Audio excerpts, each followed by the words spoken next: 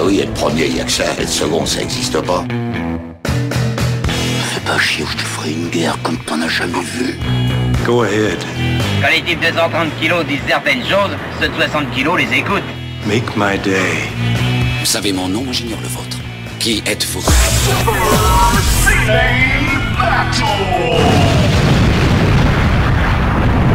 Le second, c'est un con.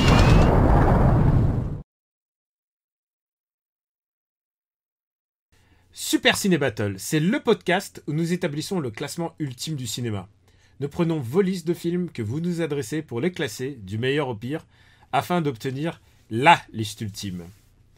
Et puis mon coéquipier, mon héros de buddy movie préféré, pour faire cette liste, n'est autre que Stéphane Boulet, alias Plugin Baby. Hello papa, comment ça va?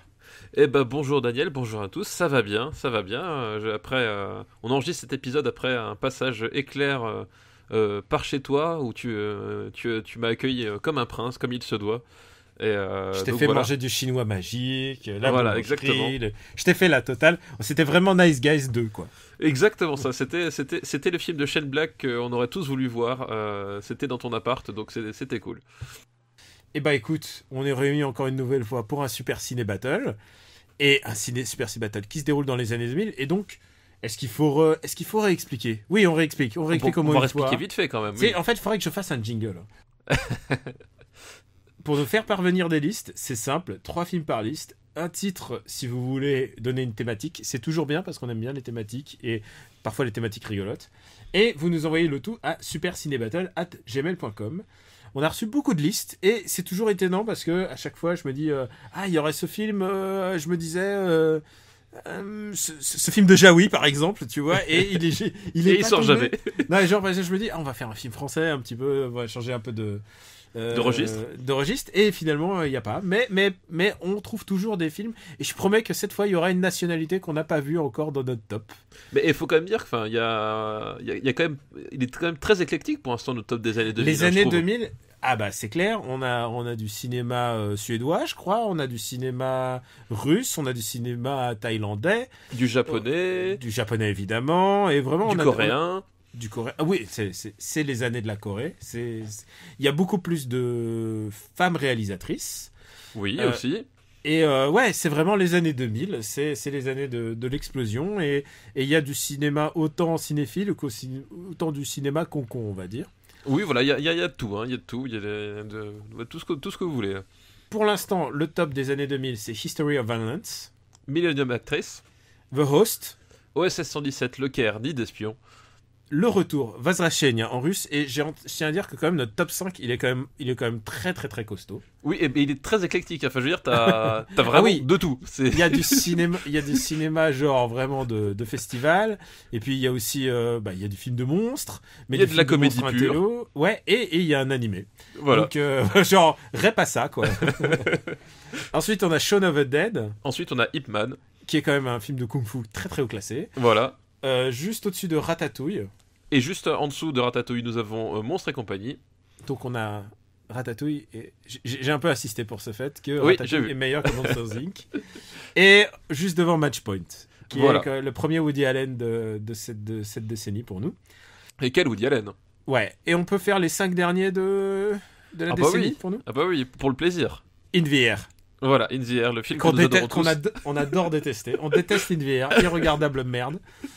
Ensuite, on a Die Another Day, qui est quand même la grosse désillusion pour les James Bondophiles que nous sommes. Hein, pour moi, c'est un crève-cœur, et en même temps, ce film a beaucoup plus de mérite que beaucoup d'autres films parce qu'il y a James Bond dedans.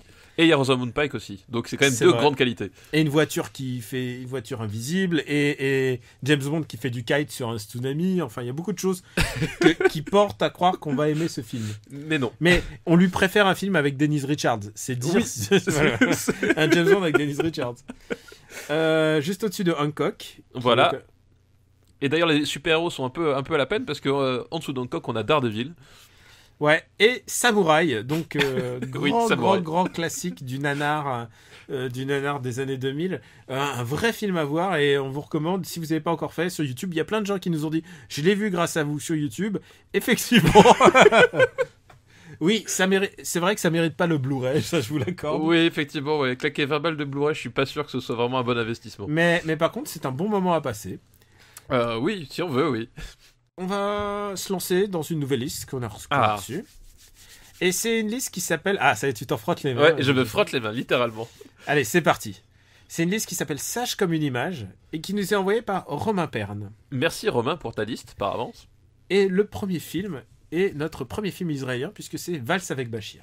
Eh oui, Valse avec Bachir, donc film effectivement israélien qui raconte la guerre du Liban en général et plus particulièrement l'épisode des camps de Sabra et Shatila. Exactement. Vu à travers le prisme de la mémoire, en fait, puisque tout le film tourne autour du réalisateur du film qui... Harry Folman. Voilà, qui en fait, au détour d'une conversation avec un ancien camarade de guerre, se rend compte qu'il a oublié. Qu'il a refoulé, ouais, c'est ça. Oui, enfin qu'il a oublié, voilà, mais qu'il a, en tout cas que son inconscient a refoulé ce qui s'était passé à Sabra et Shatila, et qu'il lui restait plus que des impressions et puis quelques images comme ça, et puis du coup il va essayer de remonter finalement le fil de la mémoire pour savoir ce qu'il a vécu lui et remettre les choses dans leur contexte. Je sais pas ce que tu en penses toi, mais c'est un film que j'adore. C'est un film que je trouve assez brillant. Et il est très critiquable dans sa forme parce que c'est un film d'animation qui essaye de faire du documentaire. Et c'est un processus narratif qui est très particulier. Et pour reprendre un autre processus que je trouve un peu analogue, il me fait penser à Mouse de Art Spiegelman. Oui. Qui est a priori un film sur le récit de quelqu'un qui est sur l'Holocauste, mais qui est aussi un récit sur la problématique entre un père acariâtre et mutique et son fils qui essaye de comprendre. Et son fils qui a besoin surtout aussi, enfin qui sent qu'il y a un manque effectivement dans cette relation et qui a besoin de savoir et de comprendre. Et pourquoi je trouve que c'est analogue, c'est parce que c'est vraiment, on prend un sujet et qui est très important, celui de Sabra et Shatila, on en fait aussi un autre sujet. Et l'autre sujet, c'est aussi ce moment on part d'un fait d'histoire maintenant pour en faire aussi une analyse psychanalytique qui est passionnante en fait. Et je trouve que ça fonctionne vraiment bien, justement en tant que psychanalytique. Voilà, du coup, effectivement, t'as dit plein de choses très intéressantes. Moi, justement, il y a une limite que je vois à ce film-là qui pour moi, l'empêche un peu de décoller par moment. C'est que justement, autant il y a des... Enfin, par exemple, je vais prendre l'exemple de la scène d'intro qui est vraiment formidable avec ces chiens. Ces chiens qui courent dans les rues et qui vont jusqu'à un appartement, après t'as l'explication, etc. T'as vraiment un parti pris vraiment purement cinématographique, purement évocateur, purement voilà. Enfin, il y a vraiment des prises de position à travers le prisme du rêve justement et de la mémoire qui se reconstitue, comme cette fameuse danse complètement hallucinante du soldat sous les snipers, qui est le pic du film pour moi. Voilà. Et je pense que c'est ce que donnerait en termes narratifs. Si Miyazaki avait fait un film de guerre, ça serait quelque chose comme ça. Je la trouve très très proche de Chihiro, le moment où elle rentre dans le train. C'est un moment complètement presque rêveur dans un cadre horrible en fait. Voilà. Et du coup, donc t'as plein de moments genre complètement fulgurants comme ça, voilà, qui sont esthétiquement super beaux, qui apportent énormément de choses à l'histoire, etc. Et à côté de ça, je trouve qu'il y a des moments, en fait, il y a un travers dans lequel il tombe, et à mon sens, qui est dommage, c'est que t'as plein de moments où justement t'as juste des dialogues de type qui discutent et qui t'expliquent le processus analytique et le processus justement tu parlais de remise en question psychologique, enfin genre t'as par moment des espèces de morceaux de cours magistraux au milieu de tout ça. Et je pense que sur un sujet comme ça, et alors il y a aussi un truc, tu parles de limite de film, je pense que sur un sujet comme ça tu es un peu obligé, ne serait-ce que pour une raison est très importante, c'est un film qui ne montre que le point de vue israélien. Oui, bien sûr, il montre le point de vue du soldat israélien, mais il ne montre jamais l'antagoniste, et du coup, t'es obligé un petit peu de contextualiser. Oui, mais de contextualiser, mais moi j'ai un problème justement avec ces films. C'est presque de l'hypnose à un moment, au bout d'un moment. J'ai un problème avec ces films justement qui t'expliquent vraiment, parce que là c'est vraiment de l'explication littérale et clinique qui t'explique le processus de pensée de ces personnages en fait. Alors que justement, par la mise en scène jusqu'à présent, il y a des tas de moments où tu les comprends et voilà. Et il y a une espèce de justement c'est un sujet important. Et je trouve ça dommage de se dire de renoncer finalement à la force du cinéma pour faire, pour faire des moments de cours magistraux de psychanalyse en fait. Parce que t'as pas besoin d'avoir ces explications cliniques pour comprendre le cheminement du personnage et pour comprendre qu'effectivement ce qu'il a vécu dans sa tête, voilà, c'est le résultat d'un véritable traumatisme qu'on ressent. D'ailleurs, t'as l'exemple tout son, c'est que quand tu as la révélation du personnage, c'est-à-dire quand il va se rappeler finalement de ce qui se passe, le film repasse sur des images d'archives en fait. Enfin, oui, passe sur des images d'archives. C'est aussi un truc qu'on voit assez souvent dans les biopics ou dans les choses comme ça, c'est que le final se fait avec photos ou images d'archives. Voilà, et là en fait, je trouve que ça aurait suffi d'utiliser ce processus-là sans avoir voilà des dialogues qui vont nous expliquer limite ils vont prendre Jung et Freud et t'expliquer les théories. Je trouvais ça un peu dommage en fait que ça limitait le film, enfin ça limitait. En tout cas, c'était des moments que je trouve qui étaient pas nécessaires. C'est pas un film parfait. Voilà. C'est pas un film parfait tout du long, ça je suis complètement d'accord. Mais je trouve que par contre quand ça fonctionne, il y a des scènes extraordinaires, il y a des voilà, puis c'est l'occasion de voir un conflit dont on ne parlait pas énormément, enfin moi je sais que moi je connaissais bien parce que enfin ma mère avait des camarades de promotion qui étaient israéliens et qui avaient servi en fait à ce moment-là. Comme Harry Foma, faut pas oublier que c'est des gens, c'est des appelés du contingent là-bas. C'est des conscrits. La conscription, c'est 3 ans, je sais plus. C'est 3 ans pour les hommes et 2 ans pour les femmes, je crois. Voilà. Et donc du coup, moi je connais cette histoire parce que du coup, voilà, je connaissais indirectement des gens qui avaient participé et du coup, mais c'est pas quelque chose qui entre guillemets appartient à la grande histoire. C'est-à-dire que c'est pas un épisode qui est spécialement connu ou spécialement étudié. Ici, je parle en France, tu vois, et donc t'as un côté, enfin c'est bien d'avoir un retour sur ce moment-là, qui d'ailleurs, enfin.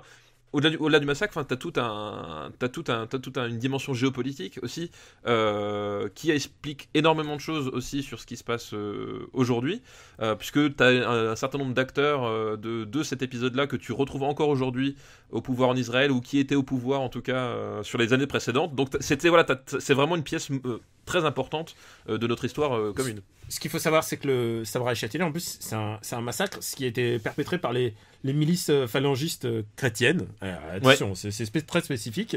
Et donc par le fameux Bachir, justement, qui était leur leader. Et à un moment, on voit sa gueule sur un grand affiche. C'est pour ça qu'il se valse avec Bachir. Et les armées israéliennes ont plus ou moins couvert ça. C'est-à-dire qu'ils ils ont fermé les yeux alors qu'ils auraient pu intervenir. Et c'est ça le gros problème. Et c'est aussi, et ça je parlais de plusieurs layers de lecture, c'est aussi un film sur cet événement, c'est un film sur la psychologie, mais c'est un film sur la culpabilité. Oui, et ça c'est aussi le propre du cinéma israélien, parce que tu peux penser ce que tu veux de leur manière de faire la guerre, de leur manière d'essayer de faire la paix, et oh putain, et vous pouvez lire dans ma voix qu'il y a tout un putain de sujet sur lesquels on pourrait s'éterniser pendant des heures. Le problème, c'est que le débat est trop passionnel et que tu ne peux pas gérer les choses passionnellement. Et la manière dont ces soldats ont été mis devant ça, ils sont présentés aussi comme des victimes eux-mêmes, puisqu'ils en sont traumatisés. Ils sont traumatisés par ce qu'ils ont fait. Et ça, c'est le propre du cinéma israélien. Et même les Américains qui sont prompts à faire leur American Sniper et très très rapidement, le cinéma israélien se pose quand même des questions sur le propre échec de 30 années de politique étrangère, en fait. J'ai mis un jugement, j'ai considéré que ça c'était un échec. Oui, je pense que oui, on peut pas contester ça, quoi. On peut pas contester ça, puis surtout c'est le propre du film, c'est de contester toutes ces décisions, c'est de considérer ces décisions géopolitiques. Et là, en l'occurrence, c'est même pas un truc offensif, c'est un truc plus ou moins c'est un truc défensif sur lequel ils ont fermé les yeux et que ces mecs en souffrent et que Harry Forman trouve le budget, les ressources, la rotoscopie et tout ça pour en faire un film. Je trouve que c'est un peu du miracle. Hein. C'est une comprendre française d'ailleurs. En plus, enfin, on le dit, enfin, c'est là où c'est parce qu'on dit effectivement, t'as que le point de vue israélien, parce que justement, ça parle de ce poids en fait, parce que c'est ça, c'est qu'en fait, ces types-là en tout cas, les personnages du film se sont rendus complices de ce qui s'est passé à Sabra Shatila, alors qu'ils avaient aucune idée de ce qui se passait. Ah, ils comprenaient rien. Ouais. Ils ne comprenaient strictement rien de ce qui se passait, et au moment où ils ont compris, et ben c'était trop tard. Et en fait, le film remonte tout ça, et surtout remonte que finalement, si les soldats n'étaient pas au courant et n'avaient sans doute pas les moyens de comprendre l'ampleur de ce qui se passait, c'était pas le cas de l'état-major en fait. Et voilà, et t'as cette espèce de... Voilà. Mais qu'on ne verra pas. Qu'on ne verra pas, mais qui est largement évoqué avec comme dit, des noms connus. Et voilà, et c'est justement toute cette condition du soldat qui est un instrument de son pays. Mais voilà, qui est réduit au rang de simple pion et il devient complice de quelque chose, alors que finalement l'être humain qui est derrière l'uniforme, lui ne l'était pas forcément. Écoute, c'est exactement ça. Et pour toutes ces raisons, moi, c'est un film que je trouve vraiment très, très, très intéressant, en fait. Ah oui, bien sûr, mais c'est un film très intéressant. Et voilà, malgré ses travers, etc., c'est un film qui mérite vraiment d'être vu, et pas seulement pour sa portée historique. Enfin, comme dit, il y a une vraie cohérence dans la mise en scène, dans les choix de mise en scène aussi. Voilà, c'est un vrai film de cinéma aussi. C'est aussi ça, par contre, c'est un travers qu'il a réussi à éviter. C'est la didactique pure, pardon, on va dire. C'est que malgré ces moments où je trouve qu'il se perd justement là-dedans, il arrive malgré tout à rester un vrai film de cinéma aussi. Et ouais, alors est-ce qu'il est particulier parce que la filmo de Harry Forman, après, il s'est perdu quoi. Oui, bah après c'était plus compliqué. Enfin voilà, après il était tellement, enfin tu vois qu'il était tellement dans cette histoire que voilà, il pouvait, enfin quelque part il était dans son élément là où il fallait, il avait besoin de faire ce film, et c'est peut-être ça aussi qui a fait qu'il réussit aussi bien. Alors où est-ce que tu penses qu'on va le mettre ? Où est-ce que je pense qu'on va le mettre ? Moi je le mettrais en dessous de Morse, personnellement. Moi, je mettrais au-dessus. Pour moi, c'est un top 10. Mais alors, le truc qui me ferait hésiter, c'est que je pense qu'il y a d'autres films meilleurs que ça pas sur le même sujet, mais sur la condition de la guerre dans Israël. C'est pas... J'en vois deux autres dans ma tête. Il y en a pas mal. Ouais. Et c'est un appel à liste parce qu'ils ne sont pas sortis. Donc voilà. Donc il faut se garder un peu de ressources. Tu vois, je le vois au-dessus de Lost in Translation, mais c'est moi. Moi, tu vois, je mettais près de Morse parce que, enfin, personnellement, je préfère, parce que Munich aussi a beaucoup de travers aussi, mais je préfère Munich. Ah non, je préfère pas Munich. Sur bien des points, parce que justement, il n'y a pas cet aspect didactique, mais voilà. Donc après, voilà, bon, tu peux entre Match Point et Lost in Translation, ça me gêne pas non plus, quoi. Voilà. Ce qui fait vraiment une liste très éclectique là, quand même. Valse avec Bachir entre donc 11e. Est-ce que t'es prêt pour le prochain film ? Alors, oui. Juste un truc, c'est que j'ai découvert il y a pas si longtemps, mais en fait il est assez connu. C'est un mec qui s'appelle Asaf Hanouka et c'est un dessinateur qui a travaillé sur l'animation de Valse avec Bachir. Et il dessine, c'est un mec qui fait des dessins d'actualité. Et lui aussi, il est politiquement engagé à gauche. Il a un frère jumeau aussi qui est aussi dessinateur. Genre, c'est vraiment les génies de l'illustration. Et ils sont tellement talentueux, si tu veux vraiment de la BD d'actualité. Et ça parle aussi de la même problématique, hein, tu vois, de vivre dans un pays en situation de guerre. C'est vraiment passionnant. Voilà, genre juste les BD d'Asaf Hanouka, super. Maintenant, deuxième film, sage comme une image, Sin City. Ah, Sin City, Robert Rodriguez qui adapte la BD culte de Robert Rodriguez et Frank Miller. Et Frank Miller et Quentin Tarantino aussi, qui a réalisé... Pour un segment. Voilà, même pas un segment, je crois que c'est une partie d'un segment, il a réalisé genre 6 ou 7 minutes au total sur la totalité. Ouais, ce qui est déjà pas mal. Donc la BD culte de Frank Miller... qui un espèce de néo-noir dans une ville.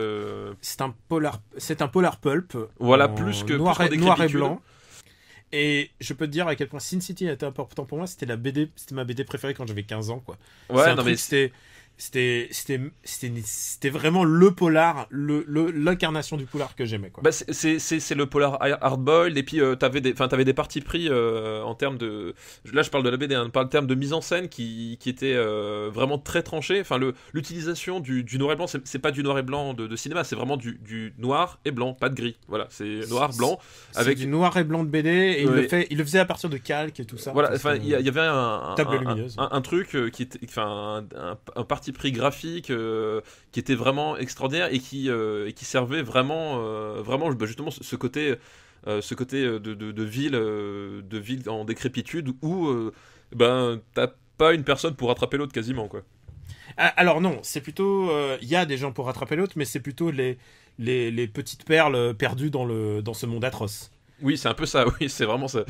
Des tueurs à gages, mais qui tout d'un coup vont se trouver une âme de fibre paternelle. C'est des tu vois, enfin c'est des putes au grand cœur, et c'est un monde très très noir, hein. C'est un monde qui n'existe pas, enfin c'est un monde fantastique. Et si les méchants de Spider-Man avaient gagné, tu vois, c'est un monde un peu oui, c'est un peu ça. C'est un monde un peu baroque, et il y a quand même des héros, notamment un qui est joué par Marv qui est joué par Mickey Rourke. Mickey Rourke, oui. Donc c'est le retour, et ça on peut voir un peu, c'est la patte un peu Tarantino de choper un acteur qui était complètement sur le déclin, et à qui il a redonné une chance, et à qui il a réussi à donner à sa physionomie atroce aujourd'hui.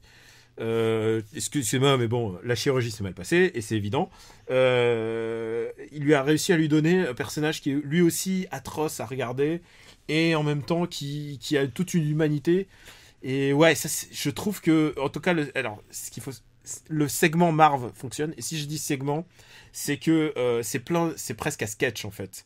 C'est des histoires de BD différentes. Voilà, c'est ça, c'est qu'en fait, même les bandes dessinées, enfin, t'avais des chapitres centrés sur des personnages. Tu t'intéresses à un personnage, le chapitre suivant, tu passes à un autre, et en fait, la timeline complète. Tu devais la reconstituer toi-même, parce que finalement t'avais des personnages qui pouvaient mourir au tome 2 que tu revoyais dans le tome 5, etc. Enfin, parce qu'il n'y avait pas de timeline précise, quoi. Oui, non, mais voilà, mais tu pouvais en reconstituer, mais disons que c'était pas ça l'important, en fait. Et comme on le dit, l'important, et c'était là où aussi c'est marrant, tu vois, tu repenses à Tarantino, c'est que c'était effectivement ces vignettes qu'on isolait dans le grand destin de la ville de Sin City, quoi. Et donc c'est un film complètement tourné sur fond vert, et retraité de manière à ce que il ressemble vraiment à la BD, et moi qui connais vraiment par cœur la BD, c'était assez incroyable de le voir bouger pour la première fois. Et je pense que, je parlais de l'arc de Marv, je pense que l'arc de Marv déjà est plus fort en termes d'histoire, et c'est visuellement celui qui est le plus fort, si tu vois, dans la BD, dans le sens où c'est vraiment celui qui est bien. Il y a un détail, c'est que ils sont forcément un peu inégaux, et il y a des histoires qui sont moins intéressantes. L'histoire de Clive Owen. Oui, l'histoire de Clive Owen qui vraiment a pas sa place dans ce film-là.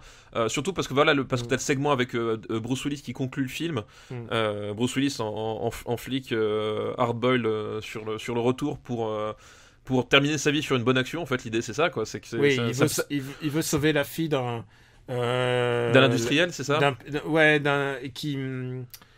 Qui va être victime d'un pédophile, qui est enlevé par un pédophile qui est joué d'ailleurs par le mec du Seigneur des Anneaux, Nick Stoll. Mais c'est pas tant Nick Stoll qui est horrible, moi je trouve que c'est plutôt Elijah Wood qui est vraiment oui, c'est ça, atroce. parce que t'as Elijah Wood, et Elijah Wood c'est dans le segment de Marv, justement. Et vraiment il y a un super casting. Il y a Carla Gugino qui est somptueuse. Il y a Rosario Dawson. Il y a Rosario Dawson qui est là pour faire toute adaptation de BD aujourd'hui. Tu prends Rosario Dawson. Donc ouais, on a cité un peu tous les personnages. Pour connaître bien la BD, il y a vraiment des choses qui passent moins bien. Et je trouve que Vatiello Bastard, qui je sais plus je sais plus comment il s'appelle en français. Ouais, je sais plus non plus. Ouais. C'est l'arc de Bruce Willis, donc avec Nick Stoll. Je sais qu'en BD, ça m'avait fait un choc. Parce que je lisais en petit volume quand ça sortait. C'est pas un graphic novel, c'est un comic book. Et je lisais genre le volume 6 qui est le dernier, et qui se termine de manière assez foudroyante. Et Frank Miller, qui est quand même un putain de graphiste, et un putain de... Il sait mettre en page, quoi. Et il mettait son logo-titre à chaque fois que le chapitre était fini. Et il y a une scène où Bruce Willis est pendu. C'est que tu vois Bruce Willis pendu, et ensuite tu vois le titre. Et là, tu dis, putain, c'est fini. Et alors qu'il restait toute une BD encore à dérouler. Mais genre, il y a aucune BD qui m'a fait des coups aussi forts émotionnellement que Sin City. J'ai rarement vu un truc aussi fidèle en termes de... On a adapté carrément des plans, et à tel point que Frank Miller, il disait on devrait faire la caméra comme ça. Et là, à ce moment-là, Robert Rodriguez lui disait non, tu l'as déjà dessiné, on ne va pas le faire différemment. Oui, alors mais justement, parce que le problème de la fidélité, c'est que, enfin, effectivement, il y a des trucs, c'est plan pour plan, mais non, mais le problème de ce film-là, c'est qu'il est vraiment tellement collé au matériau original que il y a des moments où il se perd complètement, et il y a des passages qui fonctionnent pas du tout en termes de rythme, et même en termes de mise en scène cinéma, parce qu'en fait, finalement, la mise en page de Frank Miller tirait parti du comic book et de la façon d'exploiter le comic book, alors que Robert Rodriguez, en voulant singer ça, il a oublié qu'il était plus sur comic book et qu'il avait un format qui était allongé, etc. Enfin, il y a plein de passages qui fonctionnent pas comme ils devraient et qui n'ont pas l'impact que ça devrait avoir en fait. Et moi j'ai un gros problème avec ce film, c'est qu'effectivement le segment de marge je le trouve super bien, mais que derrière, on est d'accord. Derrière ça s'écroule. Et voilà, autant c'est la fulgurance visuelle, le casting de malade, même si en fait il y a certains acteurs qui se sont jamais croisés autrement que sur l'écran, parce que quand le tournage en fond vert, les mecs ils étaient jamais ensemble dans le studio. Voilà, et il y a des Son Benicio del Toro, il a jamais rencontré les autres. Et tout. Voilà, et il y a un truc il y a plein de moments qui fonctionnent pas comme ça devrait, qui rentrent pas aussi bien, où ça fait kitsch, alors que dans la bande dessinée c'était poignant. Je pense que ça se voulait un peu comme ça. Et voilà, et du coup pour moi c'est vraiment une espèce d'acte manqué. C'est pas un mauvais film. Non, c'est beaucoup mieux qu'un acte manqué. Non, vraiment je trouve pour moi il y a vraiment...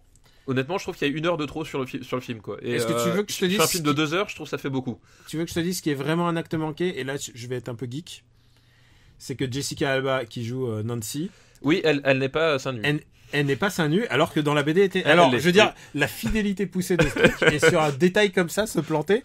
Et oui, tu veux mais c'est parce que c'est un film américain, n'oublie pas. Oui, mais alors, tu sais que Jessica Alba, ensuite, a joué... C'était dans quel film? C'était pas dans le deuxième City. C'était dans Machete Kills, et où je sais plus c'est le premier ou le deuxième. Et elle était à poil, mais en fait non, parce qu'en fait elle a mis juste des bandes et ils lui ont fait en image de synthèse en fait. Ce qui est quand même genre américain. Genre j'ai envie de dire, Jessica, on s'en fout, on est là pour faire du cinéma. Ben voilà, j'ai dit ma geekerie, genre si tu prends pas Jessica Alba pour faire stripteaseuse, si elle veut pas faire strip, si elle veut pas le jouer jusqu'au bout, quoi. On parle de Sin City, quoi, en 2 mots. Bon, passons. Où est-ce qu'on va mettre Sin City? Et je peux te dire, ça ne va pas aussi haut que Valse avec Bachir. Ah bah non, mais pour moi ça fait partie des... Enfin, c'est un film que je trouve largement surestimé. Non, je dirais pas jusque là, mais je l'ai adoré à sa sortie, parce que vraiment c'était la transposition de ce que j'adorais. Ouais, mais moi justement je m'en foutais, j'avais lu la BD. Je voulais pas revoir la BD avec un rythme tout bancal et des passages qui fonctionnent pas. Enfin, je voulais voir un film de cinéma, quoi. C'est ça que sur le moyen terme ça m'a fait un peu plus ça. C'est-à-dire, si tu me disais de le revoir, je te ferais non, j'ai la BD. Non, mais c'est ça. C'est toute la problématique de l'adaptation d'une manière générale, c'est que au bout d'un moment, si t'oublies ce que t'es en train de faire là actuellement et pas d'où tu viens, voilà, ça fonctionne pas. Il y a aussi un truc avec Frank Miller, c'est qu'il a basculé un peu dans le fascisme de gauche depuis un certain temps. Je pense que ça m'a enlevé un peu le goût pour ces trucs tardifs. On en reparlera quand on fera 300. Ouais, on en reparlera. Ouais. Où est-ce que je le mets pas au-dessus de Printemps, automne, hiver, c'est sûr. Moi je le mets en dessous. Je le mets en dessous de Gangs of New York, personnellement. D'accord, ok. Alors et là, je te parle en 2017. Si tu m'avais dit que je le mettrais si bas, Sin City, je t'aurais jamais cru. Mais le temps fait que voilà, on l'a réévalué. Ouais, le temps, puis après ce que Frank Miller a commis après, genre tu fais. Dernier film. T'es prêt? Oui. Innocence Ghost in the Shell 2. Ah, bah... Et c'est cool parce qu'on n'a pas parlé de Ghost in the Shell encore. On n'a pas parlé de Ghost in the Shell du tout. Et tu sais que c'est un péché mignon pour moi. J'adore Ghost in the Shell. Voilà. Ah bah alors, tu sais quoi? Bon courage pour résumer le pitch. Oui. et honnêtement, je me rappelle même plus de comment ça démarre en fait. Parce que c'est un truc... C'est tellement barré. Parce qu'autant le premier Ghost in the Shell avait le mérite d'avoir un cadre... facilement identifiable et un point de départ. Ghost in the Shell 2, je me rappelle plus de quelle est la motivation du scénario au début, en fait? Alors, écoute, le truc, c'est que c'est toujours la section 9. Bateau est tout seul maintenant, parce que Kusanagi a disparu supposément à la fin du 1, mais ça se déroule après le premier, mais c'est un épisode à part. Qui ne demande pas d'avoir vu loin, mais quand même il vaut mieux connaître oui, c'est ça, de Ghost in the Shell. Et elle est toujours avec lui sous forme de conscience, en fait. Oui, c'était ça, ouais. Il s'adresse à elle sous forme de conscience, ce qui fait que parfois Bateau, on a l'impression qu'il monologue. Et il se. Et il y avait une histoire de prostituée robotique, hein, non? Je sais pas, oui, il y avait un complot cybernétique avec des robots qui servent à assouvir les plaisirs sexuels, enfin des trucs comme ça, et qui tue les gens et qui les achetaient, en fait. Oui, c'est ça, oui, elle tuait leurs clients, en fait, oui, je me rappelle maintenant. Et le truc, c'est que l'équipe de la section 9 va mener l'enquête jusqu'au mystérieux Puppet Master qui va voilà c'est une enquête, c'est a priori une enquête policière cybernétique. Mais en fait, c'est beaucoup plus, puisque on l'a pas nommé, mais Mamoru Oshii, donc un grand réalisateur, a décidé que allez, c'est bon, on va y aller full philosophie. Voilà. Et ça cite autant Voltaire que Adam. Enfin, tu vois, ça cite à tout va. Et c'est vraiment Mamoru Oshii qui utilise le matériel de Masamune Shirow pour faire le film qu'il voulait de SF métaphysique. Mais voilà, et pour moi c'est vraiment un problème de ce film-là, c'est que j'adore ce film. Moi pas, parce que justement il fait l'erreur il fait l'erreur qu'aurait fait une éventuelle suite de Matrix si jamais ce genre de choses existait, qui est que pour faire de la philosophie il faut de la citation, il faut de la citation littérale, et il faut, enfin, autant justement c'était ça justement le grand truc de premier Ghost in the Shell, c'est que on soulevait des questions à travers un prisme, qui au début n'avait pas l'air de parler de ça, alors que là c'est l'inverse, c'est que voilà, t'as le côté poseur, t'as le côté on t'enfile les citations, on t'enfile les trucs. Et c'est beaucoup plus proche que c'est pas de la citation pure, c'est beaucoup plus proche de ce que propose Godard, hein. Oui, c'est-à-dire il te propose du matériel de réflexion. Le problème du Godard tardif, c'est ça, c'est qu'au bout d'un moment je parle du Godard tardif, hein. Oui, bien sûr, on est d'accord, pas le Godard qui avait pas vraiment des choses à apporter au cinéma et qui a apporté des choses au cinéma. Vraiment, le Godard tel qu'il est devenu sa propre caricature après, c'était vraiment ça. C'était on va voir des mecs qui se font chier sur un plan fixe à réciter des citations philosophiques. Ouais, mais alors tu me fais pas 2 heures dessus, quoi. Moi, je trouve ça vraiment pertinent. Je trouve ça très intéressant de faire ça à partir de Ghost in the Shell et de pas avoir fait une espèce de suite directe. Ah oui, non, mais faire une suite directe. Mais c'est le problème. Enfin, t'as le vraiment. Et je trouve ça beaucoup mieux que Avalon. Alors. Oui, enfin, je les mets sur un plan un peu équivalent. Pour moi, ils ont pas la même qualité, pas les mêmes défauts. En fait. Avalon a très mal vieilli, malheureusement. Ils ont pas les mêmes qualités. Déjà, il était vieux avant de sortir. Pas les mêmes qualités, pas les mêmes défauts, mais là vraiment il y a un truc, c'est que c'est un film que je trouve gonflant, parce que il te dit sans arrêt, attends, je vais te faire réfléchir, je vais te faire apprendre un truc. Et il te le dit, il passe son temps à te le dire. Et je trouve que le pinacle fonctionne très bien, le climax fonctionne super. Voilà, et oui, mais le problème c'est que avant tu t'es enfilé 1 heure de trucs ressassés. Enfin vraiment, il y a un truc, c'est la formule, on fait trop, quoi. Ouais. Pour celui-là, c'est vrai que il est difficilement digeste. Et ouais, c'est ça son problème, c'est que si t'es pas à fond. Et alors, il faut que je dise un truc, c'est qu'au même moment. Je l'ai déjà dit, je crois, dans After Eight, ou je sais pas ici, mais j'ai traduit Ghost in the Shell, en fait, et je parle pas vendu. Non, mais je parle pas de mon travail, je traduis la série Ghost in the Shell Standalone Complex. Et Standalone Complex, par exemple, si j'avais à choisir sur le fond, je préfère Standalone Complex, pas parce que je l'ai co-traduit, mais parce que C'était très dur. On était deux, on se relevait. Non, mais c'est vraiment très. C'est un des pires trucs c'est un des trucs les plus compliqués. Mais Stand-Alone Complex, justement. Stand-Alone Complex, il est un peu de citation, mais. Voilà, Stand-Alone Complex et justement. Il se dilue sur une série entière. Exactement. Il reste son temps. Il reste aussi accroché au fait que finalement son personnage et son histoire sont importants dans le fonctionnement philosophique de ce qu'il veut apporter. Et il a une thématique globale qui est très importante, qui est par exemple dans le premier, c'est J.D. Salinger qui est primordial. Ensuite, il y a Simone Weil, la philosophe, je précise pas la femme politique. Ouais, il y a toujours une thématique importante. Et là, il va un peu dans fucking tous les sens. Voilà. Et justement, tu prends par exemple, justement, on en a parlé la dernière fois, mais dans la même période, un Satoshi Kon qui passe, qui fait du pur. Satoshi Kon, c'est une leçon de cinéma. Mais justement, et Satoshi Kon qui fait du pur cinéma et qui te parle autant de la condition des gens, du rapport aux autres, de notre société, de la façon dont on s'inscrit dedans. T'as des thématiques, et des réflexions et des pistes de réflexion qui sont apportées, sans que jamais à un moment donné il s'arrête pendant 5 minutes pour te lire la critique de la raison pure page par page. Enfin, tu vois, vraiment. Et ça c'est justement c'est là où pour moi Ghost in the Shell 2 se perd, c'est que au même moment il y avait un autre type au Japon avec aussi de l'image animée qui te prouvait que tu pouvais faire les choses en restant dans quelque chose de vraiment beaucoup plus cinématographique, quoi. Oui, on n'était pas obligé de citer Platon. Voilà, et surtout, il y a un truc qui m'a toujours semblé très très bizarre, mais bon, c'est par rapport à ma vision des personnages. Je trouve que Bateau est un personnage beaucoup trop rustre pour citer du Voltaire, genre en plein milieu de son enquête. Genre, je veux bien croire que ces gens ont des ordinateurs à la place du cerveau, mais quand même, quoi. Oui.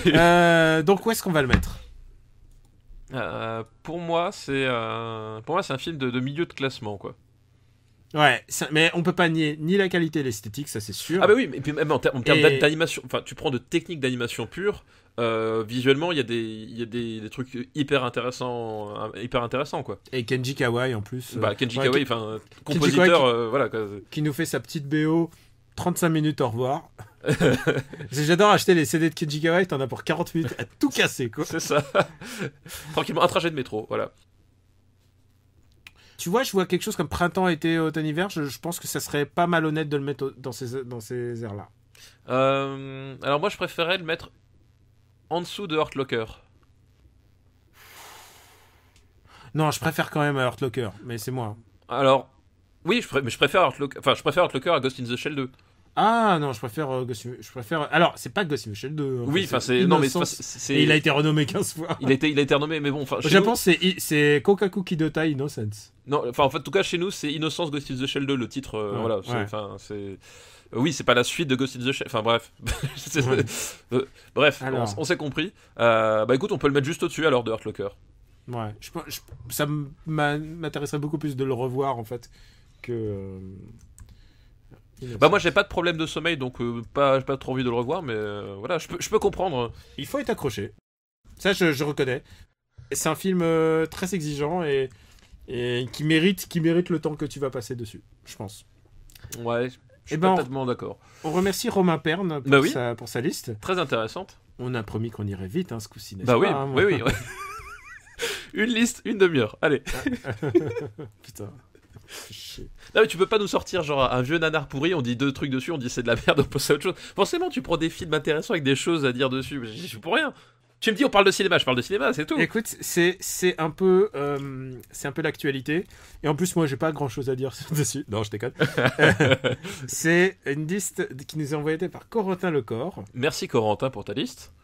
Et c'est une liste qui s'appelle Les singes font la grimace, mais ils mettent aussi les coups dans la gueule. Oula.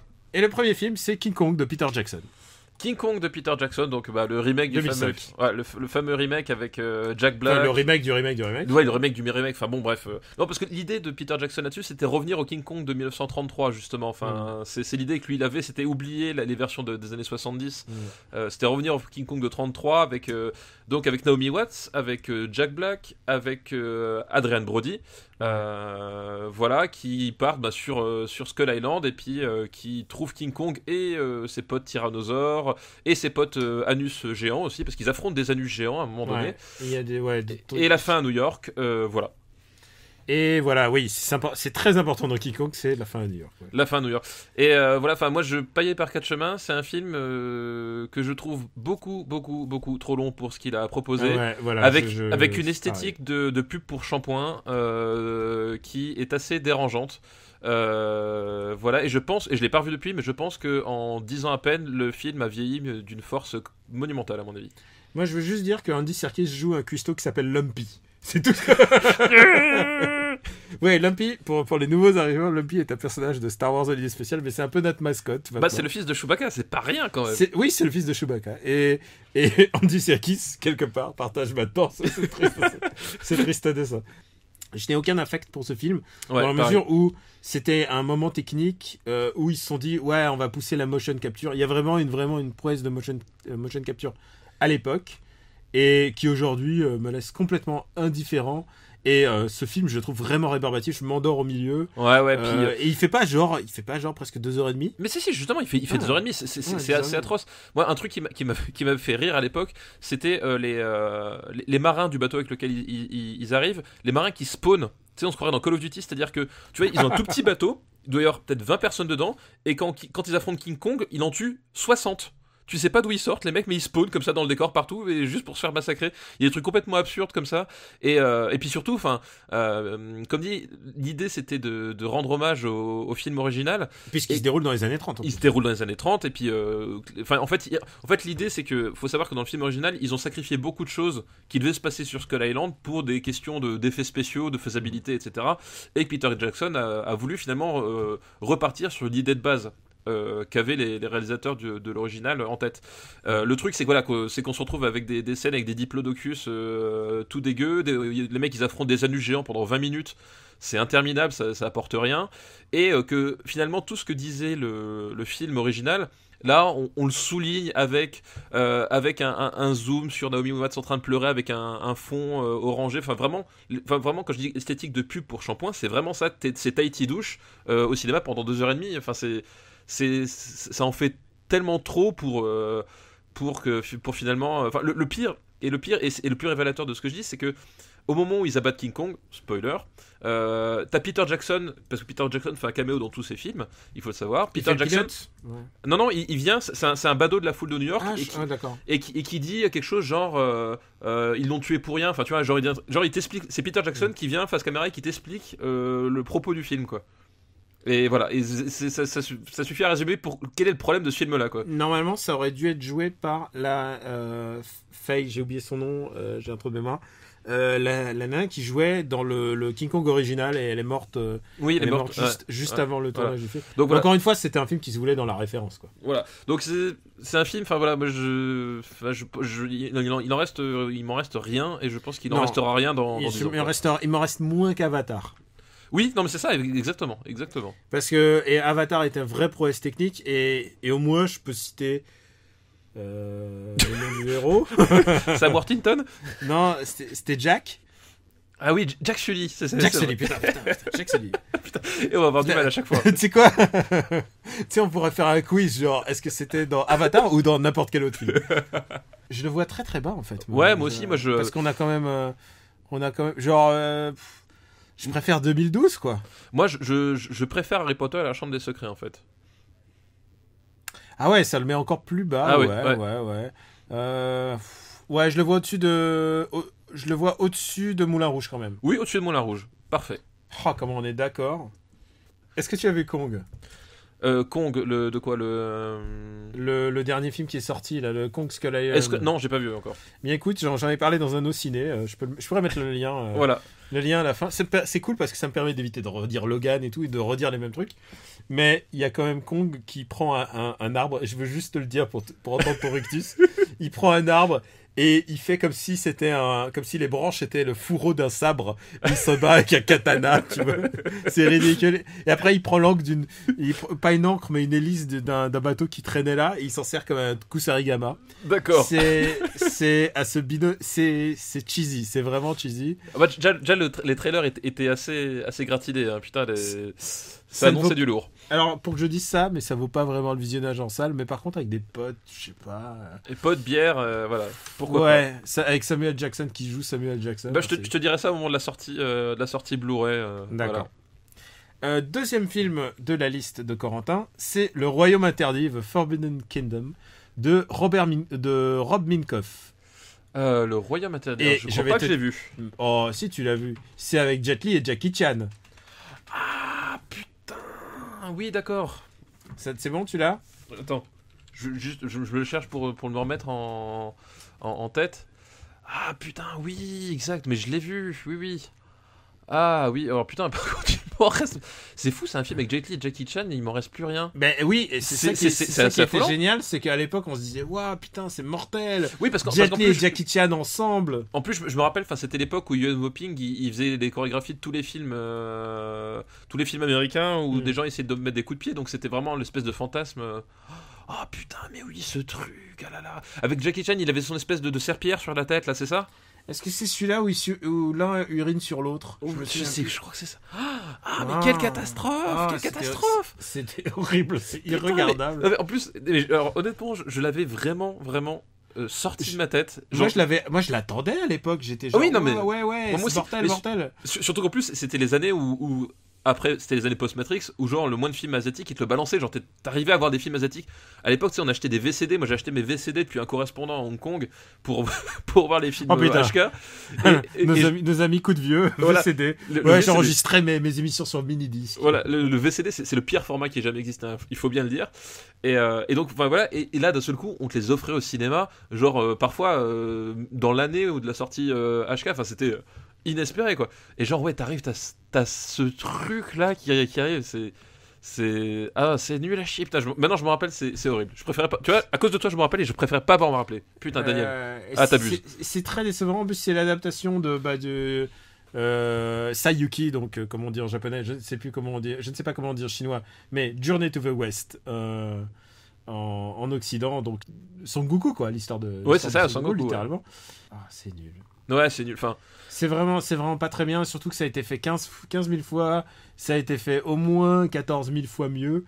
Non, pourtant il y a quand même eu des films nuls hein, sur le. Non, mais c'est ça, mais c'est, enfin il y a pas un moment mémorable. C'est Jet Li, ouais, je crois que Jet Li il urine sur Jackie Chan, je crois. Voilà, c'est à ce moment-là que j'ai fait. Non, je crois que j'ai pas envie de voir ça. Voilà, c'est puis t'as cette espèce de côté épique, sauf que jamais ils arrivent à avoir un tant soit peu de mise en scène ou de quoi que ce soit, de quelques moments que ce soit qui a un minimum qui t'accroche l'œil. Enfin vraiment c'est raté sur toute la ligne quoi. Et après ce moment-là, la carrière de Jet Li a fait oups. Où est-ce qu'on va le mettre? Et je pense que ça va au-dessous de King Kong. Ah bien sûr, ça va au-dessous de King Kong. C'est au-dessus de In the Air, voilà. Voilà, bah écoute, parfait. Je mets ça au-dessous de Monster. Voilà, parfait. Écoute, la bonne place. Ça me désole parce que c'est quand même un film avec Jackie Chan et Jet Li, quoi. Oui, mais là non. Et dernier film de la liste de Corentin, c'est La planète des singes de Tim Burton. Je l'attendais. Tu sais quoi? Je crois que peu de gens nous ont envoyé La planète des singes parce qu'on a réglé le compte un peu de La planète des singes. Je crois que c'est un des plus mauvais films des années 70. Oui, mais alors c'est pas le Planète des Singes original. C'était le 5e épisode. Voilà, le 5e épisode, ouais, tout à fait. Et là, ils se sont dit, si on redonnait sa chance à cette œuvre culte. Et donc, ils ont décidé de prendre Mark Wahlberg pour incarner le héros. Et Mark Wahlberg, à l'époque où. Parce qu'en fait, Mark Wahlberg, c'est un acteur que j'aime énormément quand il fait de la comédie. Moi je l'aime bien dans certains trucs aussi, mais je trouve qu'il est super bon chez James Gray. Oui, en même temps c'est James Gray aussi quoi. C'est James Gray. Voilà, mais effectivement il est bon dans James Gray et il a un vrai potentiel comique, Mark Wahlberg. Alors je dis pas que j'aime toutes les comédies avec Mark Wahlberg, attention, mais je dis que il y a sa place en tout cas. Et il est super dans Fighter. Voilà. Ouais, vraiment non, c'est un bon acteur quand il est bien utilisé. Voilà, mais à l'époque c'était encore l'ancien New Kids on the Block quand même, hein, Mark Wahlberg. Attends, il était pas New Kids on the Block, c'est le frère d'un des New Kids. Oui, c'est ça, oui, c'était comment il s'appelle ? C'est le frère de Donnie. Donnie Wahlberg, c'est ça. Et là, enfin, lui, il se fait chier dans ce film. Je pourrais le mettre en fond sonore, c'est I get good vibration. Imagine que ça passe derrière. Ouais, imagine. Donc voilà, et Mark Wahlberg, il se fait chier. C'est-à-dire que l'histoire, c'est un astronaute qui atterrit sur une planète où, c'est le pitch de l'épisode original qui vraiment est un excellent film dont on n'a pas parlé parce qu'il date de 69, donc de toute façon, on n'a pas fait la décennie encore. Adapté de Pierre Boulle. Voilà. Et donc c'est un astronaute qui débarque sur une planète où voilà, les singes montent sur des chevaux, utilisent des armes à feu, ont le pouvoir et voilà. Et genre l'homme a plus la parole.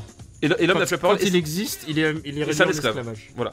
Et Mark Wahlberg, il débarque là-dedans et il a sa réaction, il est comme ça, il regarde le truc, fait oh bon, ok, d'accord. Qu'est-ce qu'il y a à manger? Et voilà. Et c'est littéralement, il est impassible tout le film, il n'est pas concerné. Il n'est pas concerné. C'est-à-dire que moi, tu me montres un gorille qui tient une lance en train de chevaucher un cheval et qui court après des humains pour les enfermer dans des cages. Je suis au minimum étonné quand même. Lui, non. À sa décharge, quand vient la fin, qui n'a aucun sens, il ne sait pas du tout comment la jouer. Il se dit, qu'est-ce qui se passe dans ce putain de bordel? Qu'est-ce que je suis censé faire là? Qu'est-ce que je suis venu foutre là? C'est un film consternant parce que l'original était bien, mais on a vu ensuite que avec le nouveau reboot, le premier est pas génial, mais le deuxième, il y a vraiment de l'idée qu'on peut encore faire raconter cette histoire et faire des choses un peu improbables, c'est de nous raconter comment c'est ce qui s'est passé en fait. Ça peut être aussi une histoire et on nous a prouvé que ça pouvait presque être intéressant. Et là, c'est juste un remake horrible. C'est juste se dire, on va mettre Mark Wahlberg à la place de Charlton Heston. Et surtout, enfin, ce remake vide de toute sa substance, vraiment toute sa substance. Il n'y a presque pas une goutte de l'original. C'est-à-dire que l'original, enfin, la transposition de cette planète où les singes dominent les hommes, ça avait une valeur métaphorique sur les dangers de l'époque. Je vais pas trop spoiler, mais sur les dangers de l'époque, sur l'écologie, voilà, il y avait une vraie portée métaphorique, il y avait un vrai sens métaphorique qui d'ailleurs fait que à l'époque, t'avais pas forcément besoin de savoir ce qui se passait, mais ça les a quand même pas empêchés de faire des suites pour nous expliquer ce qui se passait, et du coup c'était complètement incohérent. Enfin bref, voilà, c'est juste un simple film d'action bidon avec un type qui vit des trucs étonnants, mais qui ça lui en touche une sans bouleverser l'autre, et avec une fin qui tombe complètement à plat, une espèce de retournement de situation complètement débile et qui n'a aucune portée. Enfin, je veux dire, ça ne délivre rien, si ce n'est de l'action. Et le problème, c'est que c'est un film d'action ronflant et chiant. Et voilà, du coup, il reste rien. Et la fin, je me souviens, j'étais consterné. Et elle n'a aucun sens. On va vous dire, les enfants, il y a Tim Burton qui avait quand même un peu de potentiel quand même dans les années 90. Il lui est arrivé la pire des choses qui pouvaient arriver à un réalisateur. Il a eu des enfants, c'est ça? Il s'est marié, il a eu des enfants et il a décidé de faire des films pour eux. Non, mais en plus, je veux dire, son film là, c'est le film qui a basculé sa filmo. Il s'en est jamais remis. Ça aurait pu être signé Jean-Michel Troudu que ça aurait rien changé. Enfin, je veux dire, il y a rien dans ce film. C'était mieux là. Hein? C'était mieux. Non, mais voilà, il y a rien. Enfin, je veux dire, il y a pas une idée. Ne serait-ce que visuel ou quoi que ce soit. Il y a Tim Ross qui joue le méchant, le méchant singe qui est convaincu, qui est dans le rôle, mais c'est tout. Enfin, je veux dire, il y a rien dans ce film, rien. Il y a pas un moment, il y a un moment où on se dit, il y a pas un moment de mise en scène, d'écriture, de quoi que ce soit. Enfin, genre, il y a rien, il y a pas un truc, tu te dis ah ouais, pourquoi non, rien. C'est de la merde. Et on a en général, on a parlé de films de merde comme Samouraï. Samouraï, on n'a rien contre aucune des personnes, mais non, le résultat de leur travail est nul à chier. Là, genre, c'est comme si c'était tous ligués pour faire la pire merde, Danny Elfman y compris. C'est vraiment, c'est consternant. Il y a même pas une note de Danny Elfman qui est restée. Enfin, c'est fou. Le type, il a signé des thèmes incroyables et voilà, je sais pas si c'était des prête-noms, enfin, je sais pas qu'est-ce qui s'est passé sur ce projet, quoi. C'est une catastrophe. Moi, je veux pas non plus ce truc de tirer sur un film sur lequel beaucoup de monde tout le monde a un peu. Ouais, mais non, mais là tu peux pas faire autrement, quoi. Mais là, ce film est indéfendable et en plus, ça marque quand même la fin pour Burton qui va essayer de transiger des films plus ou moins potables dans le meilleur des cas par la suite, quoi. Il s'est croûté. Enfin, je veux dire, c'était lui, il jouait son Vatou, Tim Burton, c'est-à-dire que il jouait son Vatou, puis le truc s'est croûté et du coup, après il s'est enfermé dans sa propre caricature d'avant, sans jamais réussi à avoir. Ensuite, il a fait Big Fish, Charlie et le Chocolat. Et c'était toujours un peu le rôle du personnage du mec un peu lunaire. Il essayait de faire. Donc c'est Sweeney Todd et tout ça, quoi. C'est une vraie catastrophe, ce film, quoi. Je déteste ce film. Bon, où est-ce qu'on va le mettre? Moi, je préfère regarder Daredevil, personnellement. Je préfère regarder Dorville, je préfère regarder Samouraï. Oh, on peut le mettre sous Samouraï. Ok, et ben officiellement, La Planète des Singes, c'est pour la 2e fois de son existence, La Planète des Singes arrive en dernière position. Ah putain, c'est vrai que ça fait beaucoup pour une même licence quand même. Ouais, c'est tendu, mais voilà. Écoute, voilà. Et c'est gravé dans le marbre, nous n'y sommes pour rien. C'est la vérité absolue. C'est ainsi. C'est vrai. Et on va se faire encore une petite liste, une petite dernière liste. Ah bah oui, s'il te plaît, attends. On n'a pas fait beaucoup de listes là. Bah si, parce que c'est moi qui fais le montage. Vous avez entendu ce fainéant? C'est une liste qui s'appelle C'est quoi ce bordel qui nous est envoyée par Nicolas Boila. Merci Nicolas pour ta liste. Merci Nicolas. Ah merde, il y avait une autre liste que je voulais encore faire. Ben on la fera après si on a le temps. Allez. Non, allez, bon. Allez, si, allez. Allez, d'accord. Allez. Putain, vous voyez ce qu'il me fait faire le mec là? Allez, mais dépêche-toi là. Le premier film de sa liste, C'est quoi le bordel? Et Le Pacte des loups de Christophe Gans. Pardon. Le pacte c'est pas drôle, c'est pas drôle. Non, c'est pas drôle du tout en plus. Le Pacte des loups. Non, mais en plus, c'est effectivement le film qui pourrait caractériser le mieux le nom de la liste. Enfin, c'est un très bon nom de liste. Le Pacte des loups, globalement, c'est l'histoire de la bête du Gévaudan avec du kung-fu et des références à Soul Calibur et Vincent Cassel complètement incontrôlable. En Vagrant Story, genre en méchant de RPG. En méchant de RPG qui affronte Samuel Le Bihan qui se demande ce qu'il fout là. Voilà.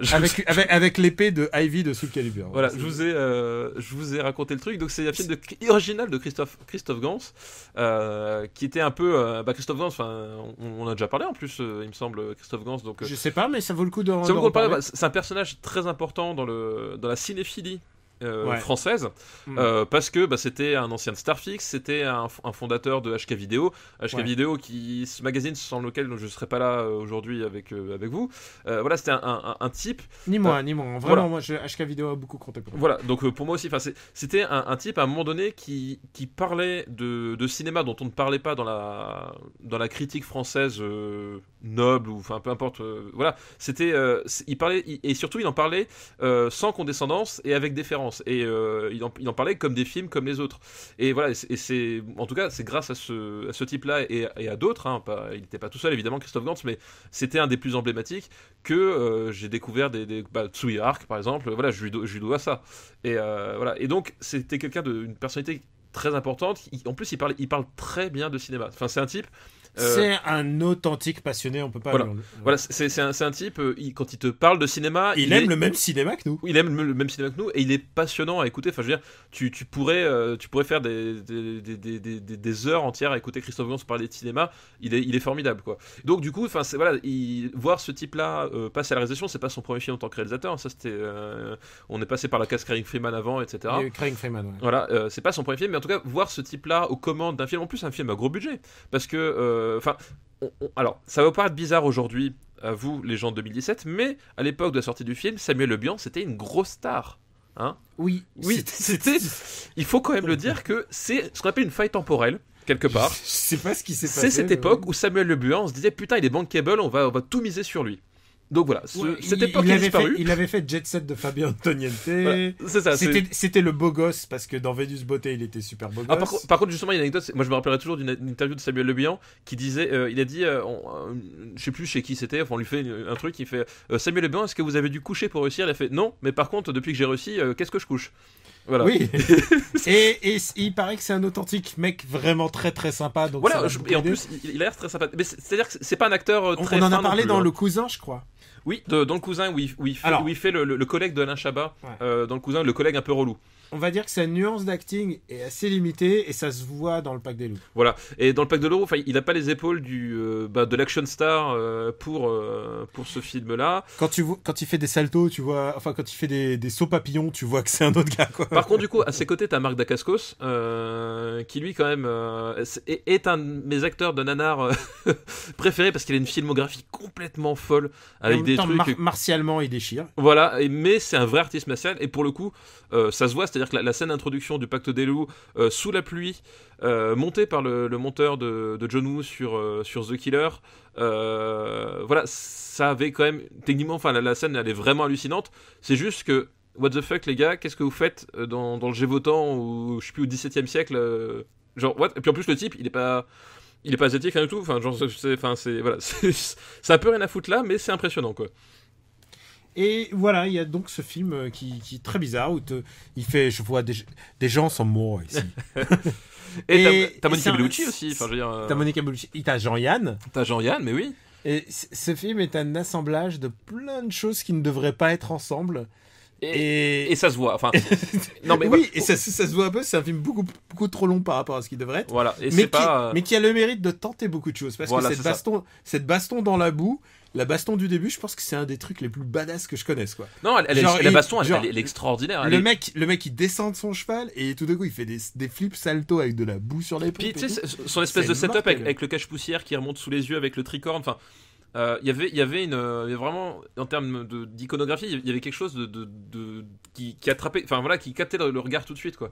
Et finalement, c'est pas un truc que le cinéma français fait énormément dans la scène d'action, c'est-à-dire réussir à capter l'attention et la curiosité en juste 2 plans, quoi. Et ça, il y arrivait très bien. Le problème, c'est qu'en fait, Christophe Gans en tant que cinéaste, il a pas le talent d'un Tarantino, parce que Tarantino aussi c'est un cinéma de patchwork, hein, et de citations. C'est qu'au bout d'un moment tu vois que c'est un patchwork, t'as des citations, c'est-à-dire que tu vois les coutures, quoi. Tu vois que il y a des éléments qui... Il y a un moment qui est littéralement un passage de Turok qui était le jeu N64 de l'époque, tu vois. Ouais, le brouillard au moins. Le brouillard y est aussi. Il a mis le brouillard. Genre à un moment c'est vraiment Turok Metal Gear Solid. Et Christophe va te on l'appelle Christophe. On l'appelle Christophe entre nous. Christophe va te le revendiquer. C'est un truc... c'est du cinéma de référence, c'est du cinéma patchwork, mais du coup, ça veut dire que t'as une putain de scène de baston. Ensuite, t'as Samuel Le Bihan qui va voir Emily Dequesne et qui va faire bébé, je te vois dans ma piole. Alors que c'est un truc qui se passe en 1765, avant la Révolution. Voilà, quoi. Ouais, donc c'est très étrange. C'est un film à la fois rigolo, à la fois grotesque, à la fois beaucoup de choses. Et il est beaucoup trop de choses. Voilà, il est trop de choses. Il est grotesque, mais malheureusement, il est aussi un peu chiant. Enfin, t'as un espèce d'énorme ventre mou. Quand l'Indien meurt et tout, et tu fais pourquoi t'as tué le meilleur personnage. C'est ça, puis tu sais, toute l'intrigue autour de la bête, enfin c'est pas super bien amené. T'as un côté, on essaie de se la faire Sherlock Holmes, parce que t'as vraiment une citation directe au chien des Baskerville. Au chien des Baskerville, exactement. Vraiment, parce que tu retrouves le même setup, c'est-à-dire la famille noble, c'est-à-dire la bestiole qui a été élevée pour être agressive et qui est grimée pour... Enfin, vraiment, t'as tout, c'est le chien des Baskerville, voilà. Sauf que c'est pas bien amené, c'est trop long, ça se disperse. Et... Puis t'as Vincent Cassel sous le calibre. T'as Vincent Cassel sous le Vincent calibre Cassel avec sa queue de cheval. Qui est un très bon méchant, je trouve. Je pense que s'il y a un truc à sauver, c'est que Vincent Cassel est non seulement un très bon méchant, mais il est menaçant. Et il se bat avec l'épée d'Ivy de sous le calibre. Ouais. Ça n'a aucun sens. Et en même temps, c'est un film qui a fait 5 millions d'entrées, quoi. Ouais, c'était un truc que tu voyais pas dans le cinéma français de l'époque. Ouais. Et il y avait, du coup, il y avait un grand renfort de communication dessus, quoi. Mais c'est un film... c'était une coproduction TF1, voilà. C'était un gros... C'est un film pour lequel moi j'ai de l'affection, parce que justement... C'est un film de genre porté par 30 millions d'euros, quoi. Voilà, et il y a un truc... Enfin, le cinéma français c'était énorme à l'époque. Va beaucoup refaire ce genre de choses par la suite et va beaucoup se perdre. Et tu regardes... tu penses à Vidocq, quoi. Voilà, à Vidocq ou Arsène Lupin, enfin genre... Non, là, le Pacte des loups, non, c'est quand même genre... C'est 200 fois mieux que Vidocq et Arsène Lupin réunis. Enfin, voilà, il y a vraiment pas à chier. C'est qu'au moins Christophe Gans, il arrive à faire des images. Il y a une envie de cinéma. Il y a une envie de cinéma, il y a un truc. Alors, comme dit, c'est très bancal, mais je suis sûr que lui-même est le pire critique. Ah, mais je pense aussi qu'il doit avoir un regard lucide sur ce film. Et en même temps, on l'a dit, c'est son 2e film, c'est une énorme production. C'est très ambitieux. Enfin, voilà, je pense qu'il est parti trop vite, trop haut. Voilà, c'est un film que j'ai de l'affection pour lui. Même si c'est super bancal, enfin voilà, c'est pas. Je préfère, je vais dire je préfère regarder ça à Avatar, tu vois. Je pense aussi. Je pense qu'il y a plus de coups de pied sautés là-dedans. Voilà, exactement. Que dans Avatar, et rien que pour ça. Et je pense que la scène du climax entre les deux, elle me convient, quoi. Oui, c'est ça. Il y a malgré Samuel Le Bihan, on le répète, très sympa. Ils auraient dû, virer.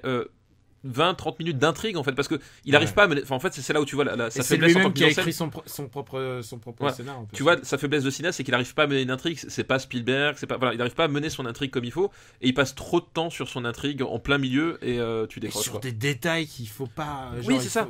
Il C'est... faut raccourcir. L'histoire ne mérite pas autant de temps en fait. Voilà, exactement. Et même l'ambiance, il faut genre waouh, il aurait fallu plus synthétiser ça et il aurait fallu faire un travail en écriture en amont. Il y a un où est-ce qu'on va le mettre? Bah moi je préfère même ça à Sin City en fait. Oh putain, si tu m'avais dit ça il y a 10 ans. Je préfère regarder le Pacte des Loups à Sin City. Pour moi il y a vraiment pas photo quoi. Non, tu peux pas faire ça au dialogue de Frank Miller original, ils sont vraiment. C'est sûr que en termes de genre Marv, l'histoire de Marv quand il voit Lucille et tout. Alors non, on le met, c'est moi je le mettrais sous 2046 alors du coup à ce moment-là. D'accord, voilà, là c'est bon. Et c'est pas parce que je pense à mal du Pacte des Loups, hein.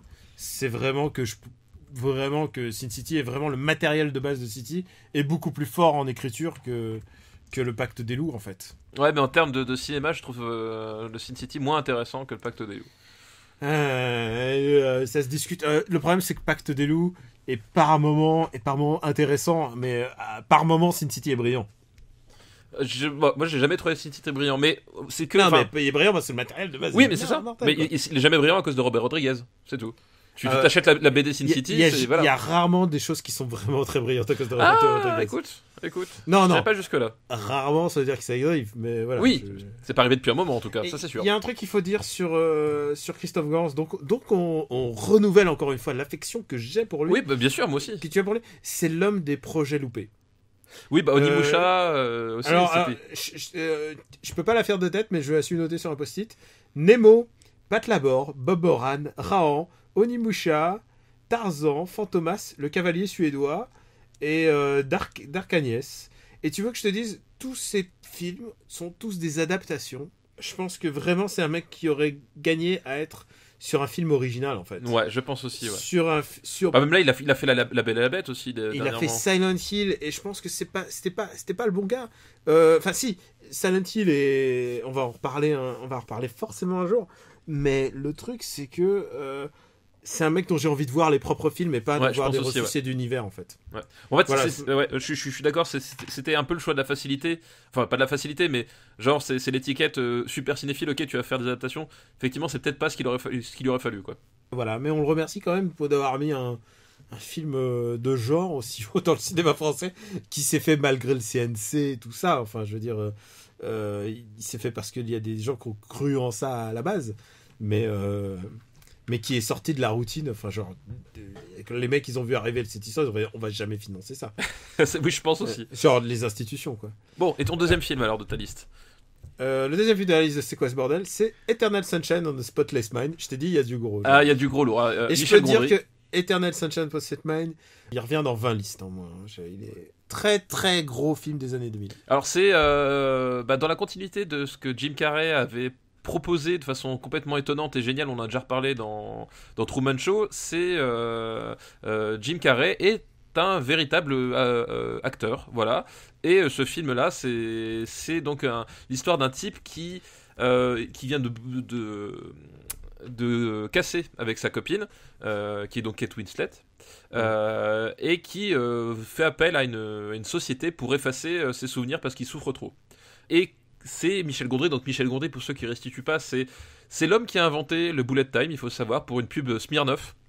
À l'époque, c'était donc un faiseur de clips et de pubs qui passait au cinéma et qui était spécialisé dans les effets spéciaux, mais à toutes les échelles. C'est-à-dire que autant des effets spéciaux sophistiqués, parce que comme dit, c'est lui qui a mis au point le bullet time tel qu'on va retrouver dans Matrix plus tard, mais autant aussi dans le bricolage, dans l'assemblage. Enfin, moi, j'ai en mémoire des clips de Michel Gondry faits pour les White Stripes qui sont hallucinant. Ah oui, c'est un grand clipper quoi. En termes de recherche visuelle et de voilà, enfin donc c'est vraiment ça sa spécialité. Et donc là voilà, du coup il plonge dans l'esprit de ce type là qui se fait effacer sa mémoire pour la femme qu'il aimait.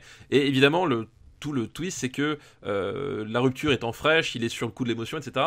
Il a quand même des sentiments pour elle. Enfin, et du coup, tu as tout ce jeu entre les souvenirs, à quoi ça sert, qu'est-ce qu'ils ont comme impact sur nous, et finalement, est-ce que souffrir quelque part, ça fait pas partie du processus, et vouloir absolument effacer cette souffrance, est-ce que ça a vraiment un sens, quoi? Ouais, c'est exactement ça. Et pour plein de gens, c'est un film culte. Et je sais pas si c'est un film culte pour moi, mais je pense que c'est le meilleur Gondry. Pour moi, c'est clairement le meilleur Gondry. C'est très loin. C'est celui où tout se réunit, c'est-à-dire à la fois son univers visuel, mais à la fois la thématique, à la fois les moyens narratifs mis en place. Enfin, vraiment, il y a une cohérence absolue vraiment dans ce film-là.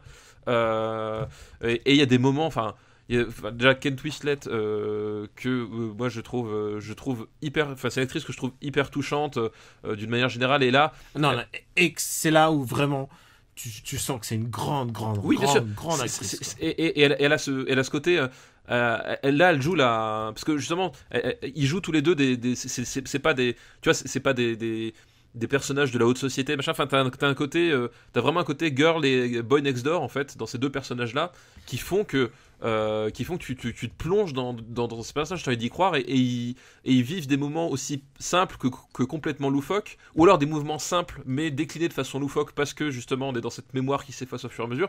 Enfin, vraiment, pour moi, c'est un espèce de grand 8, autant émotionnel que visuel. Alors, il y a plein de choses à dire. D'abord, je pense que c'est aussi le meilleur film de Gondry parce que c'est le film où son style créatif, papier crépon et tout ça, se met un peu en arrière pour assumer complètement qu'il y a un récit à faire. À l'époque, il faisait vraiment du t'avais l'impression que c'était bricolage, quoi. Et il met son style complètement au service de l'histoire. Oui, mais voilà, c'est complètement. Ouais, c'est vraiment très très très important.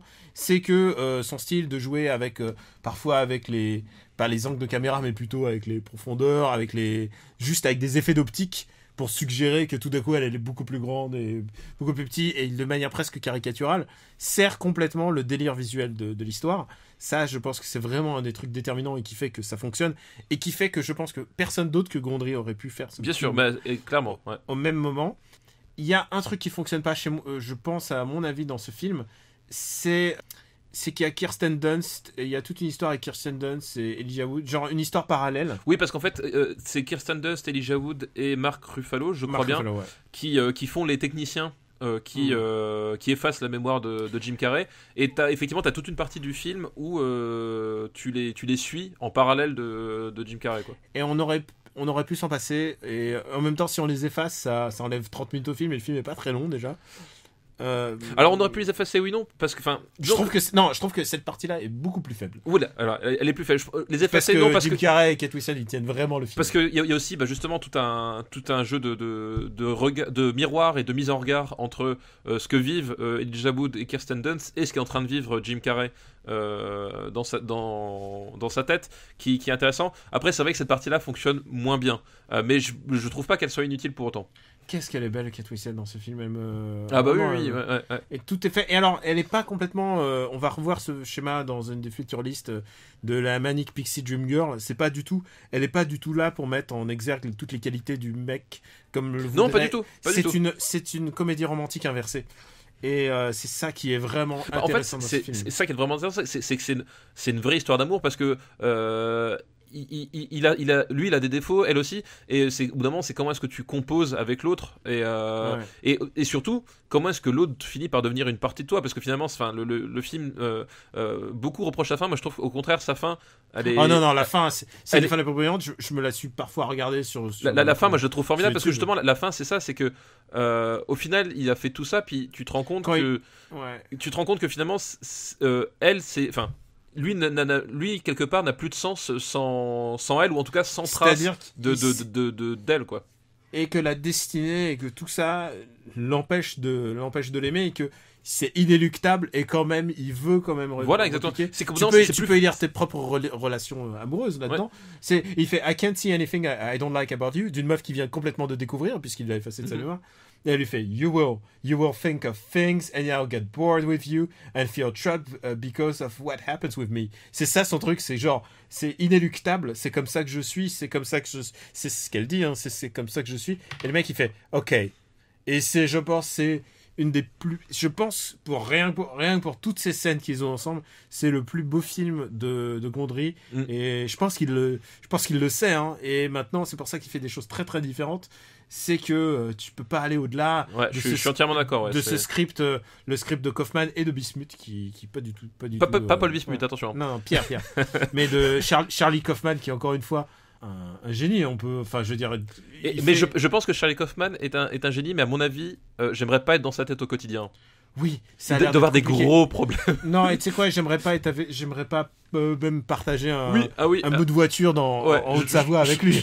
Je pense qu'effectivement, ça doit être une personnalité qui doit être très compliquée à vivre.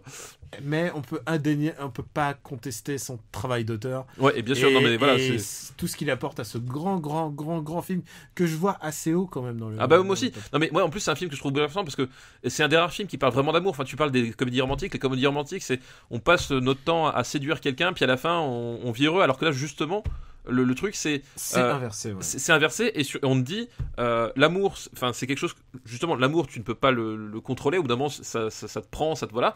Mais que être amoureux c'est pas vivre dans la perfection. Et qu'au final enfin les défauts d'une personne et tes propres défauts, ça fait partie de toi, ça fait partie de notre relation et c'est quelque part aussi là où ça se construit et là où c'est beau. Et là où je pense que vraiment, c'est pour ça que c'est une comédie romantique, mais une comédie dramatique, tout ce que tu veux. J'en parlais justement, on avait fait un enregistrement de MDR il y a pas longtemps et on parlait d'un échec d'une comédie romantique qui était l'embarras du choix avec Alexandra Lamy. Je peux te dire que c'était un tout autre niveau de cinéma réalisé par Y Laven. Et j'expliquais pourquoi, à mon sens, ce film échouait complètement. C'est qu'une comédie romantique, et ça c'est primordial, et ça Eternal Sunshine on the Spotless Mind le comprend, c'est que pour qu'une comédie romantique soit efficace, il faut que toi, en tant que spectateur, tu tombes amoureux de ces gars. Mais bien sûr. Et c'est ce qui se passe, mais bien c'est sûr, que tu les aimes, et que malgré leurs putains de défauts, et leurs défauts apparents, et puisque tu les connais, puisque tu les vois en fin de relation, littéralement en pleine destruction de leur couple, c'est que tu les aimes quand même, et c'est ça qui fait ce putain de film. J'adore ce film. Ouais, moi aussi, voilà, exactement. Où est-ce qu'on le met ? Moi, je le mettrais... Moi, je le mettrais sous OSS 117. Cash Banco, je pose les... Voilà, sur le tapis. Moi, je peux le mettre au-dessous de V-Host. Je le mets... Ouais. Allez, hop. C'est quand même le meilleur film de Gondry. Allez, hop, on y va. Et je pense que c'est son chef-d'œuvre, et même s'il a fait des trucs intéressants après... c'est jamais inintéressant, Gondry. Enfin, c'est un vrai réalisateur, il y a une vraie réflexion en matière d'œuvre, au sens large, et de cinéaste, mais après, c'est pas parce que tu fais une film intéressant que tu fais des films qui sont forcément bons. Parfois, tu peux être intéressant en te loupant complètement. Oui, film, et non, il a fait vraiment des bons... Alors, dans les bons Gondry est vraiment un mec intéressant, quoi. C'était The We and the I, qui est vraiment un film extraordinaire, je vous recommande de le voir. C'est le film qu'il a pris après Green Hornet, t'imagines comment... Et The Way and the Eye est vraiment un très très très très grand film, je trouve. Alors que c'est juste des jeunes qui rentrent en bus de l'école, quoi. Alors vraiment, si t'as l'occasion, vraiment. Eh ben écoute, ouais, j'ai jamais vu, mais du coup, Non, c'est vraiment genre, tu le vois. En plus, toi qui es prof, et je te dis un truc, je vais juste te teaser sur les futures émissions. Beaucoup de gens ont tenu compte de ce fait. Et pour la prochaine émission, je ferai... D'accord, il y aura dédicace à la profession. Je ferai peut-être un truc dédicace à la profession. Allez, dernière liste du jour. C'est Crazy Kung Fu de Stephen Chow. Ah, Crazy Kung Fu de Stephen Chow. Stephen Chow, c'est un réalisateur qui a été connu pour... chez nous en tout cas, pour Shaolin Soccer, donc les One Shaolin qui font du foot, et ça résume bien son style, c'est-à-dire que c'est un type qui fait du kung fu loufoque, mais pas sur le mode de Jackie Chan. Lui, c'est kung fu loufoque tendance Zaz en fait. Pas la chanteuse. Hein. Tendance. Attention. Abraham, c'est voilà. Abraham Zucker, c'est-à-dire que des gags régressifs, des gags visuels avec effets spéciaux, voilà, des trucs. Du slapstick. Voilà, du truc complètement ma boule. Et à mon sens, Kung Fu Hustle, parce que c'est son nom international. C'est comme ça qu'on va l'appeler. On va l'appeler Kung Fu Hustle. Kung Fu Hustle. C'est pour moi une de ses plus grandes réussites parce que c'est celui où parce que moi j'ai toujours un problème à un moment donné ou un autre dans les films de Stephen Chow, c'est-à-dire que il est tellement se met en scène beaucoup. Déjà il se met beaucoup en scène, ça voilà, il se met beaucoup en scène et surtout tu es beaucoup dans le gag et assez peu dans le film en fait, je trouve, dans beaucoup de cas. Et puis aussi l'humour cantonais, c'est parfois assez particulier hein, quand même. Il a un truc que je trouve très... Alors attention la comparaison, je trouve que c'est Edouard Baird qui fait du kung-fu. Oui, mais non, mais il y a un côté comme ça. Ouais. Tu vois ce que je veux dire, c'est qu'il est chef de bande, il a une bande de faire-valoir tout autour de lui, que ça soit les antagonistes ou ses propres partenaires, et c'est tout un espèce de petit cirque qui gravite autour de sa personne. Et donc pour moi c'est Edouard Baird. Voilà. Non, mais voilà. Et du coup, Kung Fu Hustle, je trouve que c'est un de ceux où il réussit le mieux à composer un vrai film. Tout en gardant ses obsessions et ses travers, etc. Mais il arrive vraiment à composer un vrai film avec des vrais personnages. Enfin, il y a vraiment un truc qu'il arrive à faire qu'il n'arrive pas forcément toujours à faire. Genre, enfin, tu prends The Mermaid, des trucs comme ça, c'est complètement délirant, mais en dehors du délire, ça accroche pas autant. Et là, je trouve que... Et pourtant, c'est un film qui est bardé de références. Que ce soit au Shaw Brothers, évidemment. Ah bah oui. Mais de toute façon, genre, il y a des plans, c'est de la citation pure. L'histoire, de toute façon, enfin, c'est un film qui tourne autour du kung-fu tel qu'il est fantasmé par les Chinois. À travers les différentes écoles qui sont toutes plus extravagantes les unes que les autres, et cette idée de confrontation suprême à travers les différents arts du kung-fu. Enfin, moi je me rappelle la scène que je trouve merveilleuse, c'est t'as un des méchants qui a son kung-fu développé autour de la harpe. Et il utilise une harpe pour affronter des personnages que tu penses méchants ou anecdotiques. Puis en fait, ceci c'est dans Kung Fu Hustle, c'est que la moitié des mecs, tu penses que c'est juste des mecs qui sont dans le décor, alors qu'en fait c'est des gros masters de Kung Fu de malades. Et en fait, et du coup voilà, t'as ce duel à l'harpe et que je trouve visuellement vraiment extraordinaire parce que t'as un côté très lancinant parce que dans l'utilisation de la harpe, de la mélodie, t'as beaucoup de jeux de regard, de jeux de pause très, très western. Et t'as cette utilisation du son comme une espèce d'énergie qui est à la fois invisible et à la fois qui est bien puissant. Enfin, ça fonctionne super bien. Et ce moment de duel à l'harpe, je trouve extraordinaire, vraiment extraordinaire. C'est ça qui est fou, c'est que c'est un mec qui, pour des trucs assez classiques, finalement, il essaye de trouver des nouveaux twists de réalisation, en fait. Et je pense que il me fait penser un peu à Edgar Wright, un petit peu à la sauce chinoise. Oui, il y a un côté un peu comme ça, effectivement. Ouais. Avec des trucs assez banals de la vie, il essaye quand même de trouver de nouveaux twists, quoi, vraiment de nouvelles approches. Et rien que pour ça, j'aime bien. Je trouve que c'est pas le film de Kung Fu le plus digeste que je connaisse. Dans le sens où je préfère voir quand même du kung fu assez classique en fait. Oui, parce que là c'est complètement fantasmé. Enfin, tu vois le duel final où il fait voler, littéralement voler. Hein. Quand je dis voler, c'est pas métaphorique. Il s'envole au-dessus de la fantasme. Vraiment. Ils s'envolent. Ils sont, je sais pas, 70-80 sur un seul mec et les mecs s'envolent. C'est Matrix. C'est Matrix. Puis, enfin. Moi, ça me fait rire le coup final où tu vois l'espèce d'empreinte, tu sais, de main qui fait 5 mètres de... Enfin, genre, c'est complètement... Voilà. C'est effectivement, c'est complètement délirant, quoi. T'as un côté complètement délirant, mais je trouve que vraiment, il y a un truc qui fonctionne dans les personnages et qui fait que ça marche vraiment bien, quoi. Donc, c'est un film suffisamment divertissant pour qu'on le classe... Assez haut. Ouais. Enfin, assez haut...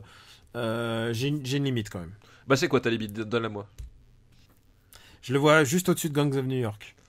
Moi je le vois. C'est quoi ta limite basse? Moi ma limite basse c'était au-dessus de Batman Begins. Oh non, je préfère quand même regarder Batman Begins. Moi pas. Alors là pas du tout. Tu préfères pas regarder Fabuleux Destin d'Amélie Poulain? Non, je préfère regarder Kung Fu seul. Au début, moi, j'aurais vu juste sous Tekken. Oh non, ça n'a pas le même. Oh non, ça n'a pas le même Mais, once de plaisir de mais voilà, juste au-dessus de Batman Begins, moi j'imagine. Est-ce que tu me donnerais sous Batman Begins? Et vraiment, Batman Begins, moi j'ai un vrai problème avec ce film, quoi. J'ai un vrai problème avec ce film. C'est un film qui vraiment perd à chaque revision. C'est pour ça d'ailleurs que je le regarde plus. Écoute, c'est rare que je sois sur Batman, mais je te le donne. Hop. Âpre négociation. Non, mais écoute, je veux bien te croire que la prochaine fois que je regarderai Batman Begins, je l'aimerai encore un petit peu moins. Et je te fais confiance là-dessus. Ah oui, non, mais ça c'est garanti sur facture, ouais. Ça y est, on a bouclé notre top pour aujourd'hui. Est-ce qu'on se regarderait pas les 10 premiers là Alors, si, on va faire un petit tour d'horizon. Vas-y, commence. History of Violence de David Cronenberg en numéro 1. Mais c'est pas mal. Ça Millennium Actress 2e, The Rose 3e. Donc, et l'entrée de Eternal Sunshine of the Spotless Mind à la 4e place. Réalisateur français. OSS 117 5e, suivi du Retour. Suivi de Shaun of the Dead. Ip Man. Ratatouille. Et Monsters Inc. qui est vraiment à l'entrée 10e et à l'entrée du podium, du 11e, c'est Matchpoint. Et franchement, ça fait de belles choses à graver dans le marbre quand même. Entrée d'un film israélien, 12e, Valse avec Bachir. Et tu remarques que Gran Torino descend un petit peu plus en même temps que le Oui, je remarque. Chacun nos poulains. Voilà, exactement. On peut dire aussi qu'on a un nouveau dernier, ce qui veut dire que mathématiquement NVR remonte.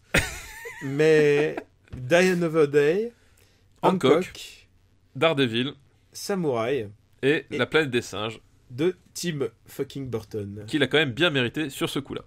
Ouais, non, mais je veux dire, il l'a cherché. Oui, c'est clair, il l'a clairement cherché. Ouais. Quelle est ta recommandation, s'il te plaît? Eh ben écoute, ma recommandation, je vais en faire 2, figure-toi, tu vois, parce que je vais essayer, on a passé pas assez de temps sur les listes, je vais faire 2 recommandations. Non, la première va être très rapide, puisque je vais vous envoyer sur l'épisode 34 de After Eight pour avoir des détails, mais c'est tout simplement The Legend of Zelda Breath of the Wild. Breath of the Wild, pardon. Parce qu'à chaque fois je pense à la chanson des Pixies Into the Wild, c'est pour ça. Breath of the Wild, voilà, qui m'a réconcilié avec les Zelda canoniques, et c'était pas arrivé depuis 12 ou même 15 ans. Et donc ça c'était la première reco. Je plus sois la reco. Moi je suis toujours sur cette reco. Je pense que je pourrais la recommander tout jusqu'à la fin de l'année. Il y a de fortes chances. Et la deuxième reco que je voulais développer un peu, c'est un album qui a 20 ans, donc c'est genre tout sauf une nouveauté, mais que j'ai redécouvert récemment, qui est Evil Empire des Rage Against the Machine, donc qui est sorti en 96. Alors c'est un paradoxe parce que à mon sens c'est peut-être le moins bon album des Rage Against the Machine, mais c'est un album donc qui a 20 ans mais qui est d'une actualité absolument folle. Voilà, enfin pour ceux qui connaissent pas Rage Against the Machine, c'est un groupe de fusion metal rap donc des années 90, et qui était très très très engagé à gauche, et qui le Evil Empire du titre, ça reprenait une formule de Ronald Reagan. En fait, c'est évidemment les États-Unis, et c'est un film qui nous parle du traitement social des citoyens, qui nous parle de la relation au peuple mexicain, qui nous parle des traumatismes des guerres diverses, du traitement des prisonniers. Voilà, enfin c'est un album voilà, qui a vraiment une sacrée pêche, et qui malheureusement toujours d'actualité sur beaucoup de choses. Et ça m'avait interpellé l'année dernière, justement au moment des élections américaines, parce que la dernière chanson de l'album s'appelle Year of the Boomerang, et c'était un peu ça la conclusion que je pouvais donner à cette année, c'est qu'elle nous est revenue vraiment en pleine gueule, et je suis pas sûr qu'on s'en soit encore aujourd'hui remis. Donc voilà, écoutez Evil Empire de Rage Against the Machine. Eh ben écoute, ça me donne envie de le réécouter. Je crois que je l'ai écouté quand même une fois. Mais il était tellement il était différent du premier album, qui était, pour moi, leur premier album, l'album pour le coup éponyme, parce qu'il s'appelle Rage Against the Machine. C'est un des 10 meilleurs albums qui ait jamais été fait. Donc forcément, il arrivait derrière, c'était un peu il avait un peu fort à faire, mais vraiment c'est un album à redécouvrir. Il y a des purs riffs, et puis les textes, enfin voilà, c'est vraiment ça à redécouvrir aujourd'hui, je pense. De mon côté, je recommande aussi Zelda Breath of the Wild. Et à part ça, écoute, j'en ai pas parlé au moment de sa sortie. Enfin, parce qu'on avait plein de trucs, parce que c'était Zelda, parce que plein de jeux. Split de M. Night Shyamalan, qui marque le retour un peu de Shyami, du vrai Shyami, quoi. Du vrai Shyami, celui qui arrivait très haut dans Super Ciné Battle. Celui dont il y a encore un film dont on n'a pas parlé. Voilà, le fameux qu'on se réserve. Hein. Qu'on se réserve. Qu'on se réserve. Dans les années 90. Non, attends, c'est 2000. 2000. C'est 2000. Oh là c'est là. 2000. C'est même l'année 2000, je crois, hein, il me semble. Oh, de tête. Oh putain, on va en parler. Ça y est. Et Split est un film très intéressant parce que c'est un film carcéral, c'est-à-dire de captivité. Et on en a vu des milliards, des films de captivité. Et il a. C'est un film de captivité avec des jeunes filles. Voilà, il a un film de. Oui, on en a vu plein. J'étais en train de faire je suis dans le métro, on parlait des meilleurs films de captivité. Moi, je disais, écoute, moi, le El Piel qui habito d'Almodovar, je le place très très haut. Mais voilà, chacun a ses propres films de captivité préférés. Celui-là a un twist intéressant, évidemment, c'est Shyamalan. Et tu ne l'as pas vu, le film? Ah non, je l'ai pas vu. Tu ne sais absolument rien, alors? Bah, je sais juste que l'idée, c'est que c'est un type avec des personnalités multiples qui enlève des jeunes filles dans une voiture. C'est tout. Ok, donc tu ne sais pas, en fait. Oui, donc, voilà. Tu sais le. Je sais en tout cas ce que nous montre la bande-annonce, c'est pas plus. Eh ben écoute, c'est très satisfaisant, en fait. C'est à ce niveau de mindfuck, c'est Mars Attack, tu vois. Pense à quelque chose d'autre et c'est ça que tu auras. Écoute, tu vois, tu ne sais pas comment mieux vendre le film, du coup, que ouais, donc ça. c'est pas ce que tu penses. C'est très bien incarné. Il a une manière de filmer des choses très passives de manière très intéressante. Donc Shyamalan a encore on le pensait pas. Enfin, moi j'ai pas perdu foi non plus, parce que c'est pas parce que tu fais 2 films tartes que 3 films tartes, ou 4 films tartes, ou 5 films tartes. Il s'appelait comment, celui avec les feuilles qui essaie de tuer Mark Wahlberg, là? The Happening. The Happening. Ouais. Mais attends, c'est pas les feuilles vertes, c'est l'air. Oui, c'est les plantes. Mais non, mais c'est l'air qui propulse. Oui, mais les vrais coupables, c'est les plantes. T'as ce fameux plan final. Quand t'as Mark Wahlberg qui regarde le ciel, qui fait attention, le vent va par là, il faut courir plus vite. Non, tu peux pas courir plus vite que moi. Oui, non, c'était compliqué quand même, j'ai mais mais en même temps, il y avait des scènes absolument grotesques bon, on va pas reparler. Le type qui se fout sous sa tondeuse et tout, oui. Voilà. Ouais, il y a le type qui se fout sous sa tondeuse. Moi, je pensais plus au type qui, genre, tout d'un coup, il conduit la voiture, tout va bien, et puis zoom sur la capote de la voiture, et tu vois un tout petit trou. Dans la dans la capote. Dans la capote, l'air passe. L'air passe, et tout d'un coup, la scène suivante, c'est la voiture percute un arbre, pilier, ouais. Un pilier, et lui sort, il s'assoit et il s'ouvre les veines. Ça n'a aucun sens. C'est des moments de cinéma complètement fous. Voilà. Bon, pourquoi on a parlé de cinéma? Voilà. Donc revenons à Split. Voilà. Je conseille Split. Et aussi, je le doublerai dans After Eight, parce que j'ai bien aimé ça. J'ai lu The Norse Gods. Non, pardon, c'est pas Norse Gods. C'est Norse Mythology de Neil Gaiman, le dernier livre de Neil Gaiman. Et c'est de la bonne cam. Et c'est Neil Gaiman qui reprend les mythologies nordiques pour en faire non pas ce qu'il avait fait dans American Gods, c'est-à-dire une réadaptation. Au contraire, il vient à la racine des a priori légendes connues. En plus, il les a connues par le même biais que moi, c'est-à-dire Jack Kirby.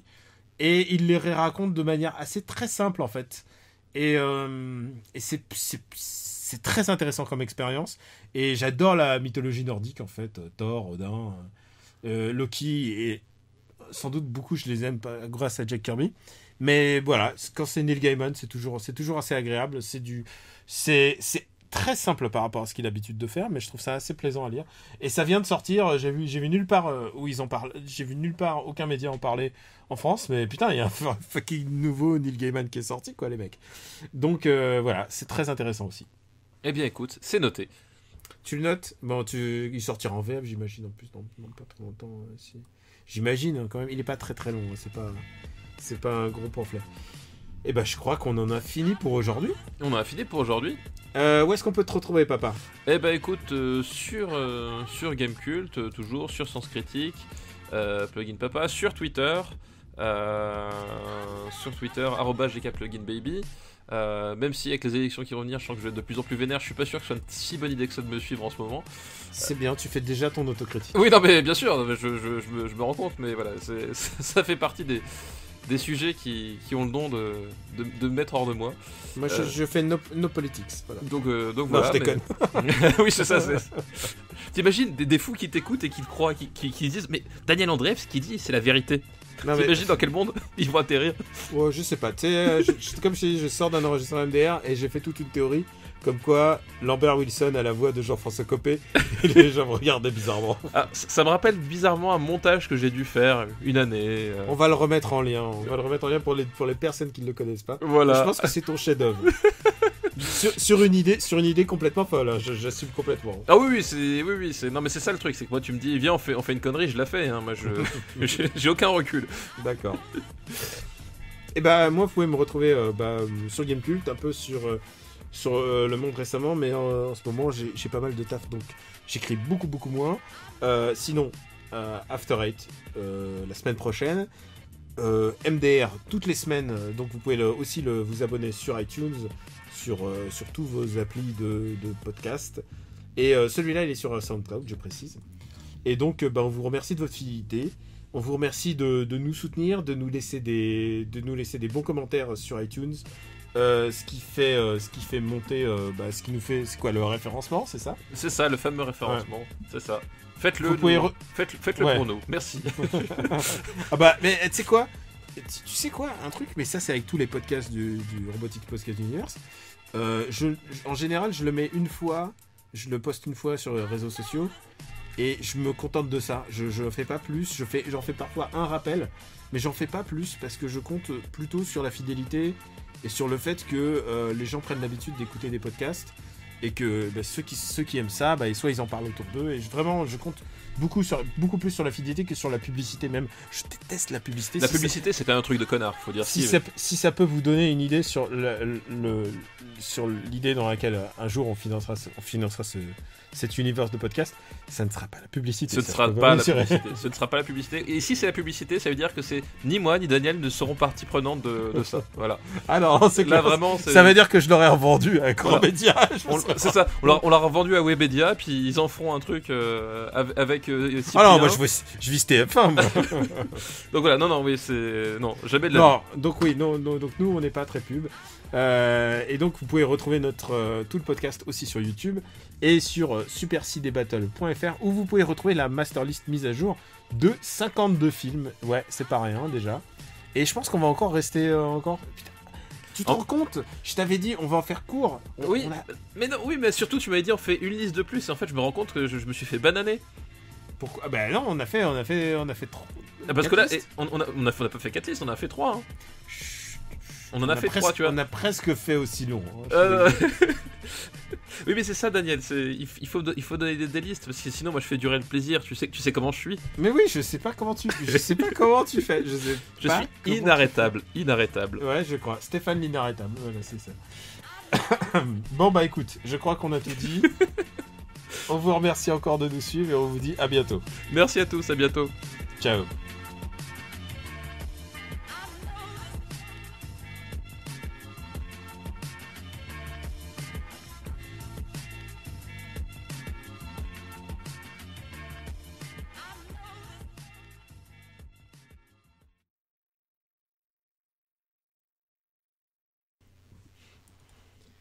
Eh ben putain, mais c'est vrai que 1h45. On a fait que 3 listes, mais qu'est-ce qui se passe? Oh là là. C'est le vortex. Je sais pas ce qui se passe. Tu laisses encore l'enregistrement courir? Oui, je laisse l'enregistrement courir. Non, mais en même temps, enfin, je veux dire, les films de ta première liste, tu peux pas passer dessus rapidement. Enfin, C'était quoi déjà? J'ai oublié. C'était Valse avec Bachir, c'était c'était Sin City. Enfin, tu vois, c'est mais sur quel film, genre, tu penses tu vas pas beaucoup parler? Je pense aucun. Si, ceux que j'ai pas vus. Ah bah oui, oui, et quand il y a qu'un seul d'entre nous, et tu sais quoi, en plus j'avais prévu une liste de films d'horreur, mais écoute, t'ouvriras le prochain épisode avec ça. Attends, écoute, j'ai reçu une liste Steven Seagal pour les années 90 qui est très très intéressante. Ah bah si, évidemment que c'est très intéressant. Et ça commence par: très cher Daniel, si je vous écris avec une frénétique soirée d'hiver, c'est avant toute chose en tant que représentant de l'association des amoureux de Steven Seagal, et également pour vous exprimer mon immense mécontentement. Nous n'allons pas passer par quatre schémas, il s'avère l'absence systématique de Steven Seagal au sein de votre classement soi-disant ultime du cinéma nous a d'abord intrigué. Mais au fil des épisodes, l'intrigue s'est ensuite métamorphosée en un sentiment nouveau, mêlant costraire, frustration massive et énervement physique.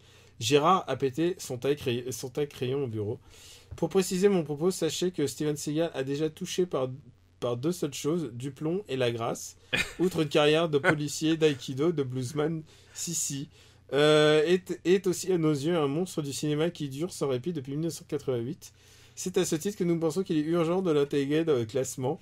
Et en effet, l'on peut s'esclaffer quand on voit sur son écran putain d'armoire de glace vêtue d'un kimono costard qui prend les 3/4 du cadre, ou quand on voit ce merdier susnommé se mettre à courir. Mais ce serait omettre les scènes de fight inoubliables où Sissi ne prend jamais de coups. Sissi, c'est lui. Hein. Oui, bah oui, j'imagine. De l'action full power et de l'infiltration avec un bloc de 120 kg, et j'en passe. Bref, si certains films se contentent de briser le 4e mur, ceux de Steven Seagal brisent les gueules. Pour conclure, ce qui nous révolte, mon cher Daniel, ce ne sont pas vos amusements puérils ni vos noiseries mondaines, ce sont votre irrespect envers notre Sissi. Excellent. Et là, suit ensuite une liste de... Attends, mais surtout... Attends, tu sais quoi? Je suis en train de me dire, ah non, il n'y en a aucun. Il y a une liste années 90 qui fonctionne, ouais. Parce que, en plus, Steven Seagal dans les années 90, c'est quand même avant tout justice sauvage. Oui, ne jouez pas avec nos nerfs, voilà, on peut vite se transformer en chien fou, me dit-il. Ouais, mais voilà, quel film sur lequel tu passerais peu de temps, je sais pas. Je pense aucun, Daniel, aucun. Tu sais bien. Tu sais quoi, je prends une liste au hasard. Tu sais quoi, j'appuie sur la liste au hasard, j'ouvre la liste. Ah ouais, là je pense qu'on peut... Ah ouais, bah putain, une liste au hasard, et je pense que celle-là tu pourrais passer peu de temps, parce que je suis pas sûr que tu l'aies vue. Ah, c'est ça, ouais, mais après est-ce que t'avais vu Mind Game de Masaki Yusa? Non, j'ai pas vu. Ah bah voilà, putain, on peut faire 1 minute, voilà. Quel gros bâtard. Ah bah attends, c'est vraiment... Je suis tombé sur un film que tu connais pas. Qu'est-ce que... J'en ouvre une... Ah non, c'est une liste où il y a Memories of Murder, je pense pas qu'on passerait... Je pense pas qu'on va passer peu de temps sur Memories of Murder, je pense que tu peux faire une émission entière dessus. Ah non, c'est clair. Attends, putain, faudrait que je fasse... Tu sais quoi, en fait, je pense que quand le Robotics Podcast Universe va grandir, on va faire une rubrique courrier des lecteurs. Oui, je pense. Où je lirai les meilleurs trucs. Celui-là était très très bon. Ouais, parce qu'il y a vraiment des trucs qui le méritent, quoi. Putain, mais cette liste, elle est géniale. Elle est géniale, il y avait Vals avec Bachir dedans. Oui, mais c'est toi, tu fais pas... C'est une liste de Néo Calimero. Mais non, mais ce que je veux dire, c'est qu'à un moment, il faut réfléchir en termes de liste, mais celle-là, elle est vraiment très très bien. Tu sais quoi, oh putain, mais j'aimerais bien la passer au suivant, mais j'ai dit... putain, mais... je pense que franchement, sur les années 2000, on va y rester longtemps. Ah bah oui, on va y rester très longtemps, ouais. Très longtemps. Regarde, j'ai une liste où ça peut être très court, ça commence par Hong Bak. Ah bah non, j'ai des trucs à dire sur Hong Bak, moi. Bah ouais. Attends. Meilleure production, post-production Besson. J'ai des trucs à dire sur Hong Bak, moi, c'est... Même putain de Will Ferrell, t'as des trucs à dire, foiré. Oh putain, ouais, alors ça par contre... Ça va pas être propre, faudra éloigner les enfants du poste.